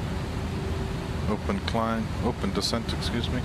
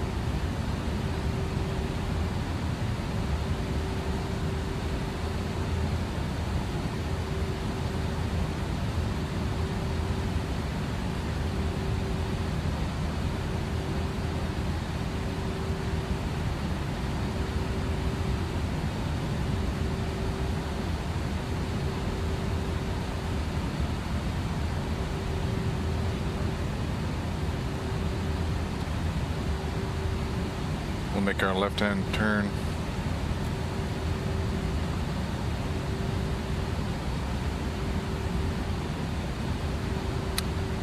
Toronto traffic Delta 1734, making left turn onto base for runway 24 left, Toronto traffic.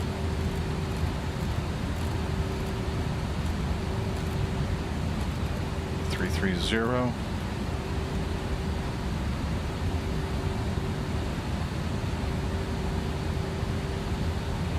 $2,500.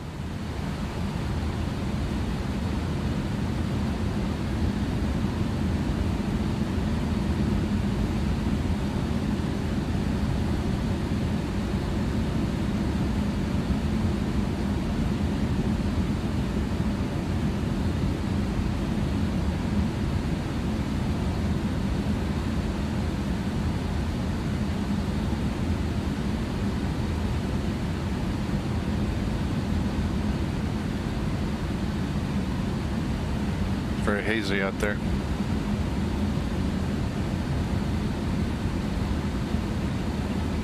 We'll left turn 270 and engage the localizer.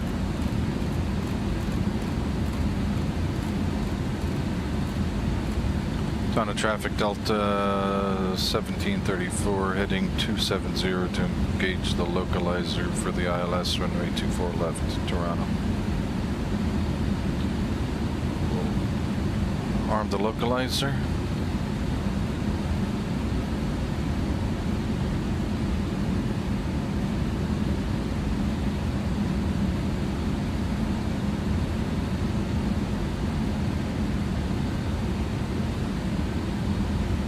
No ATC up.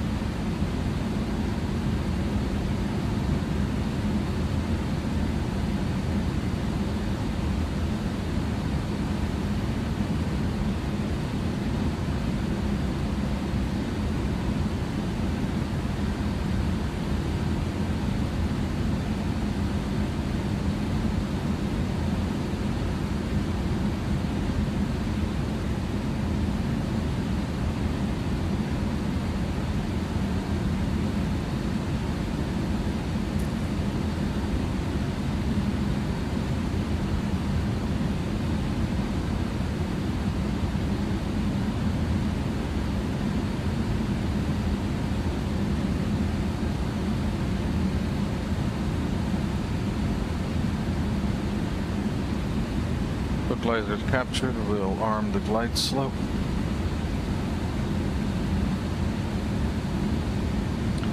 Toronto traffic Delta 1734 capture the localizer for the ILS, runway 24 left, 13 miles DME, Toronto traffic.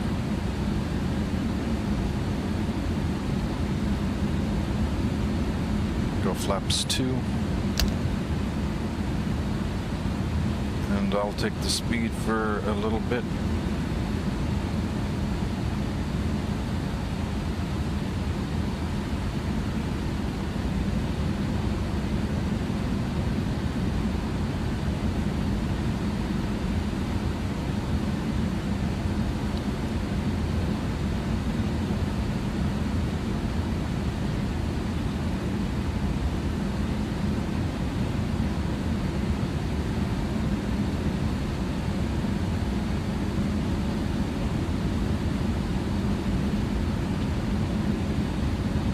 Manage speed mode.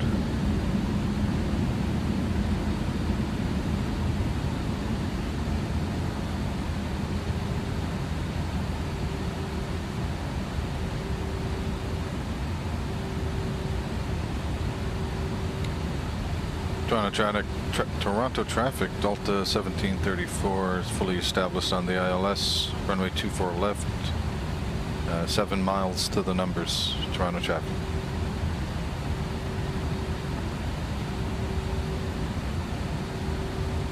Go gear down and flaps 3.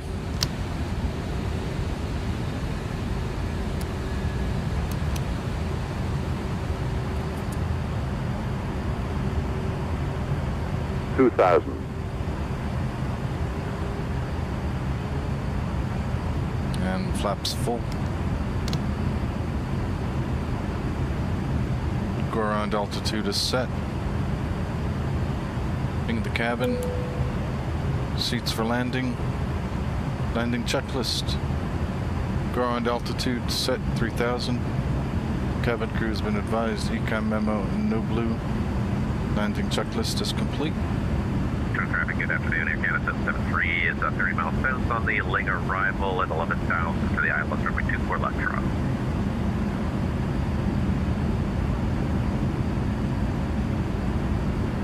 So we're looking at winds down at the ground level around 20 knots, coming from 290, so hopefully this crabbing will not last for too long.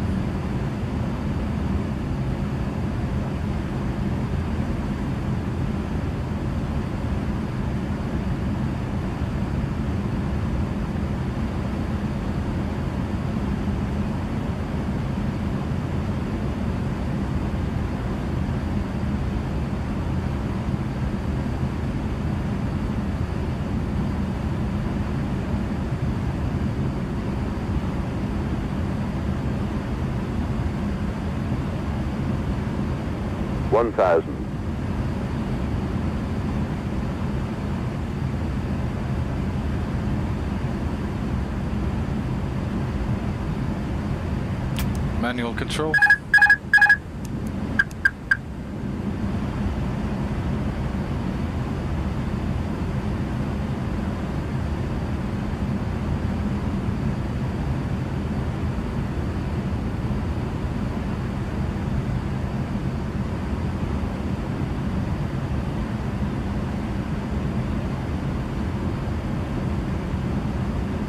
$500.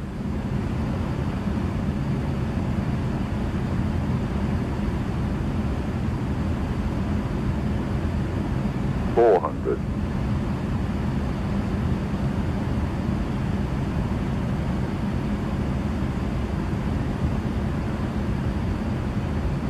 $100 above. $300.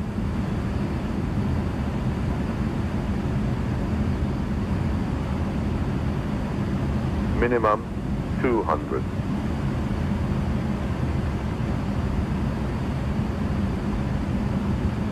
$100. 50, 40, 30, 20. Retard 10, 5.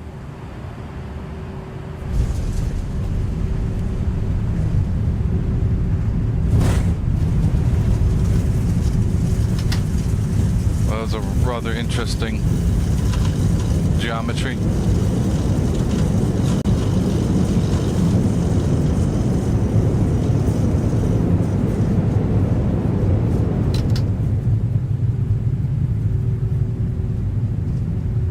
Auto brake off.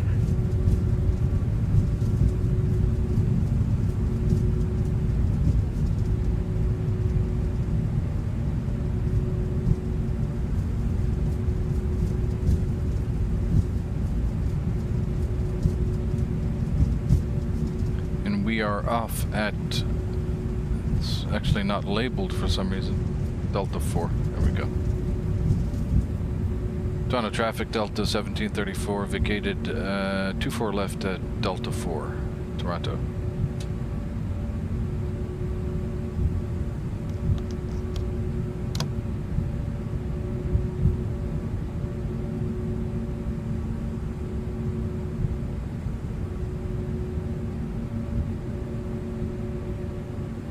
Don't have one on the TCAS.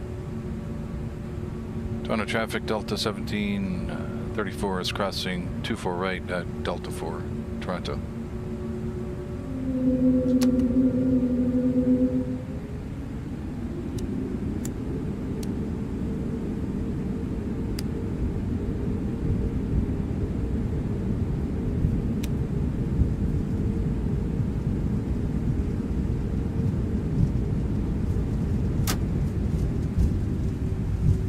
We are going to take Charlie.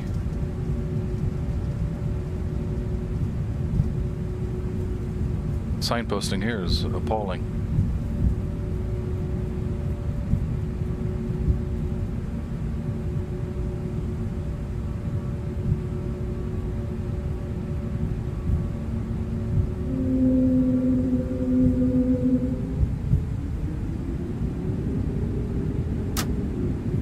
Strobe off.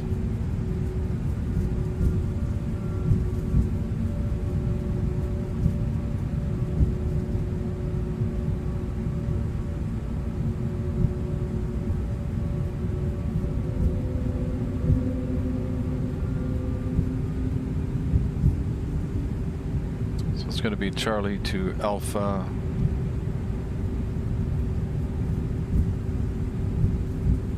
Toronto traffic, Delta 1734. We're clear of all runways. Charlie Alpha to Terminal 3, Toronto.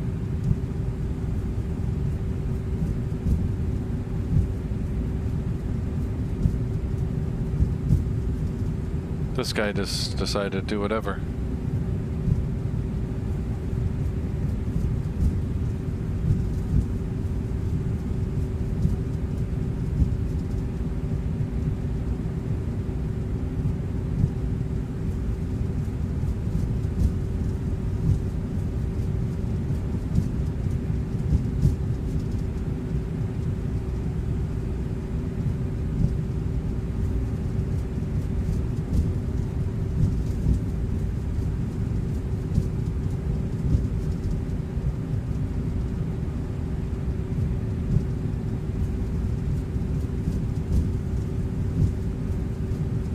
He took the easy way out. He was like, "Nah, I know, I don't want the crosswind landing."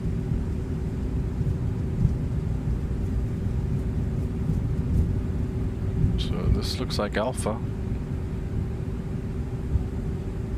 Brutal signposting at this airport. I might need to go into the WED myself and fix this one up.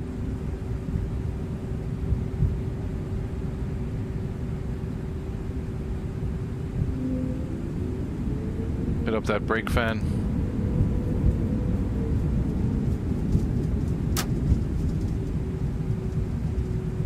And start the APU.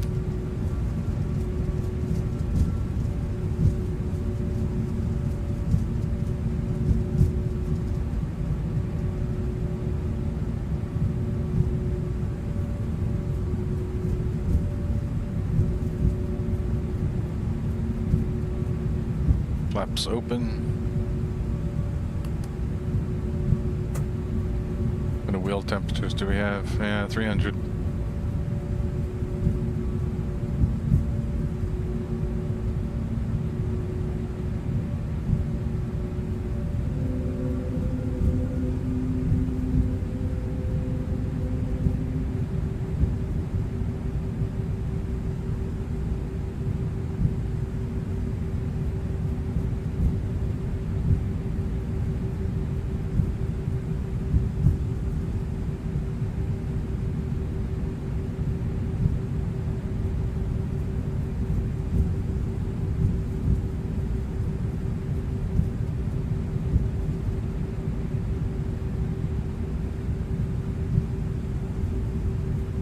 Alpha Lima. We need Alpha Tango.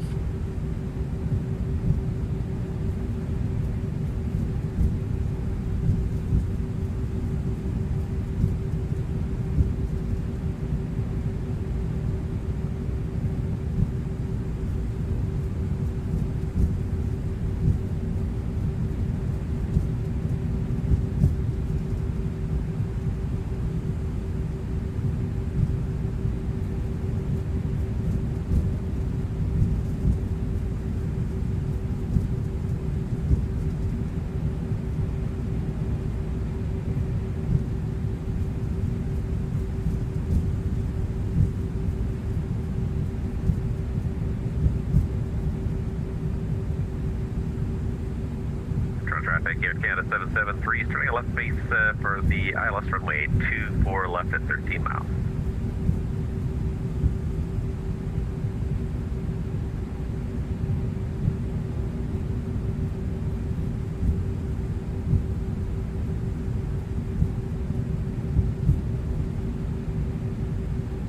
So we got Mr. Rouge, private pilot's license, taking the easy road out and landing on 33 right.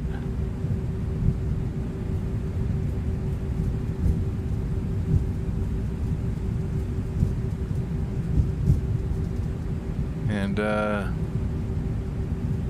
it was not even, actually no, they're on the correct frequency, making no announcements.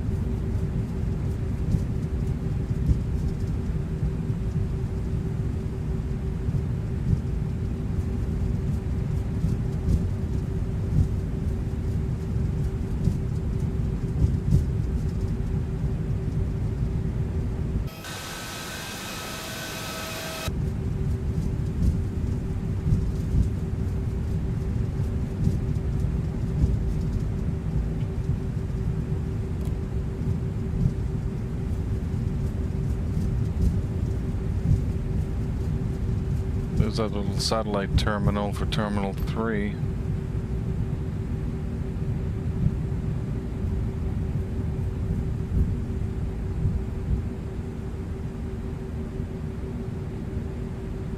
Traffic Air Canada 773, joining an 11-mile final runway 24 left Toronto.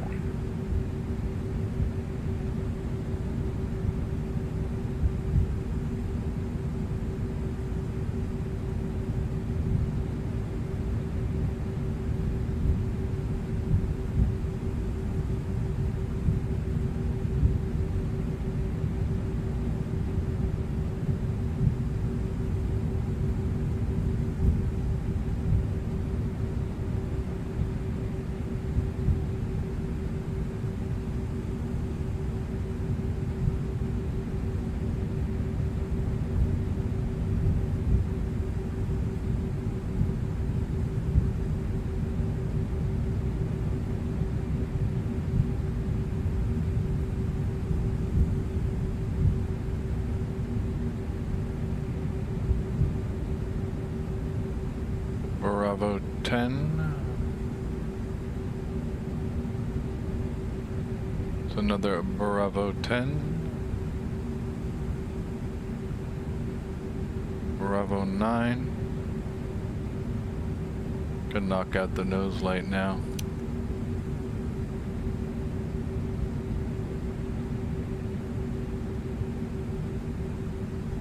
What a nook and cranny of an area to try to pull into here.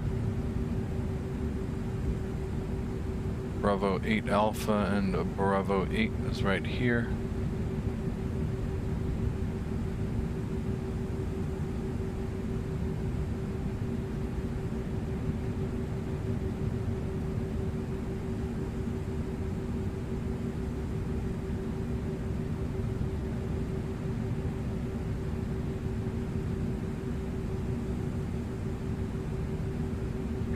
Traffic Air Canada 773, crossing Kirex, 4.5 final runway 24 left.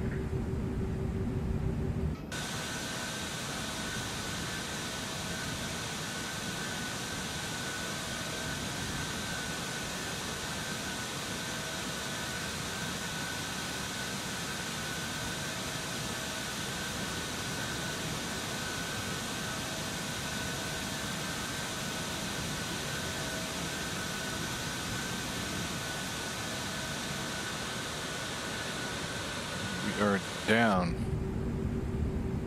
I thought I turned the brake fan off.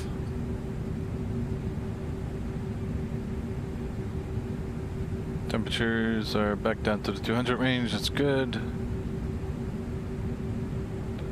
Engine's down.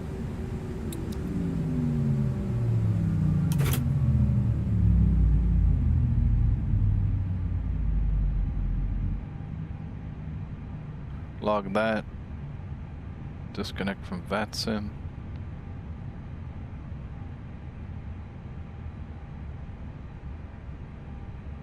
Complete that.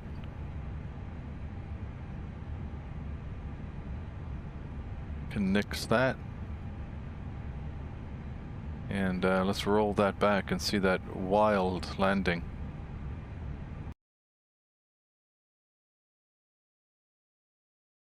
Do we get a good tower view here? See if I can get those on, that on. Ah yes, Toronto Tower has a good tower view here. Although I'll probably get blocked. No, it should be okay, I think.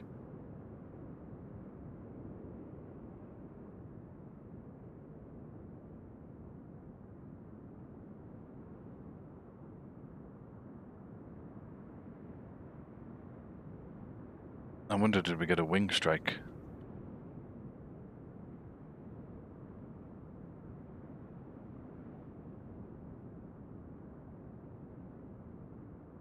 Trying to lean that wing into the wind.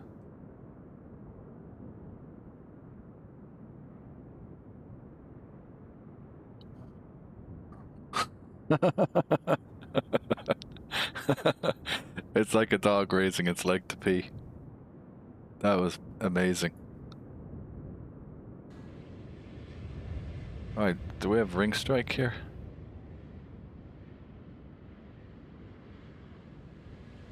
Nah, we're fine. Not even close.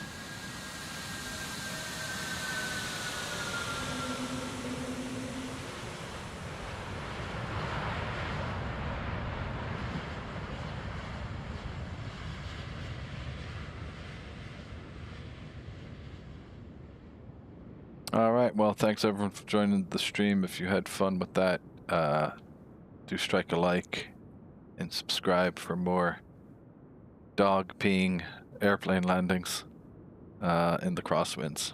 Alright, take it easy.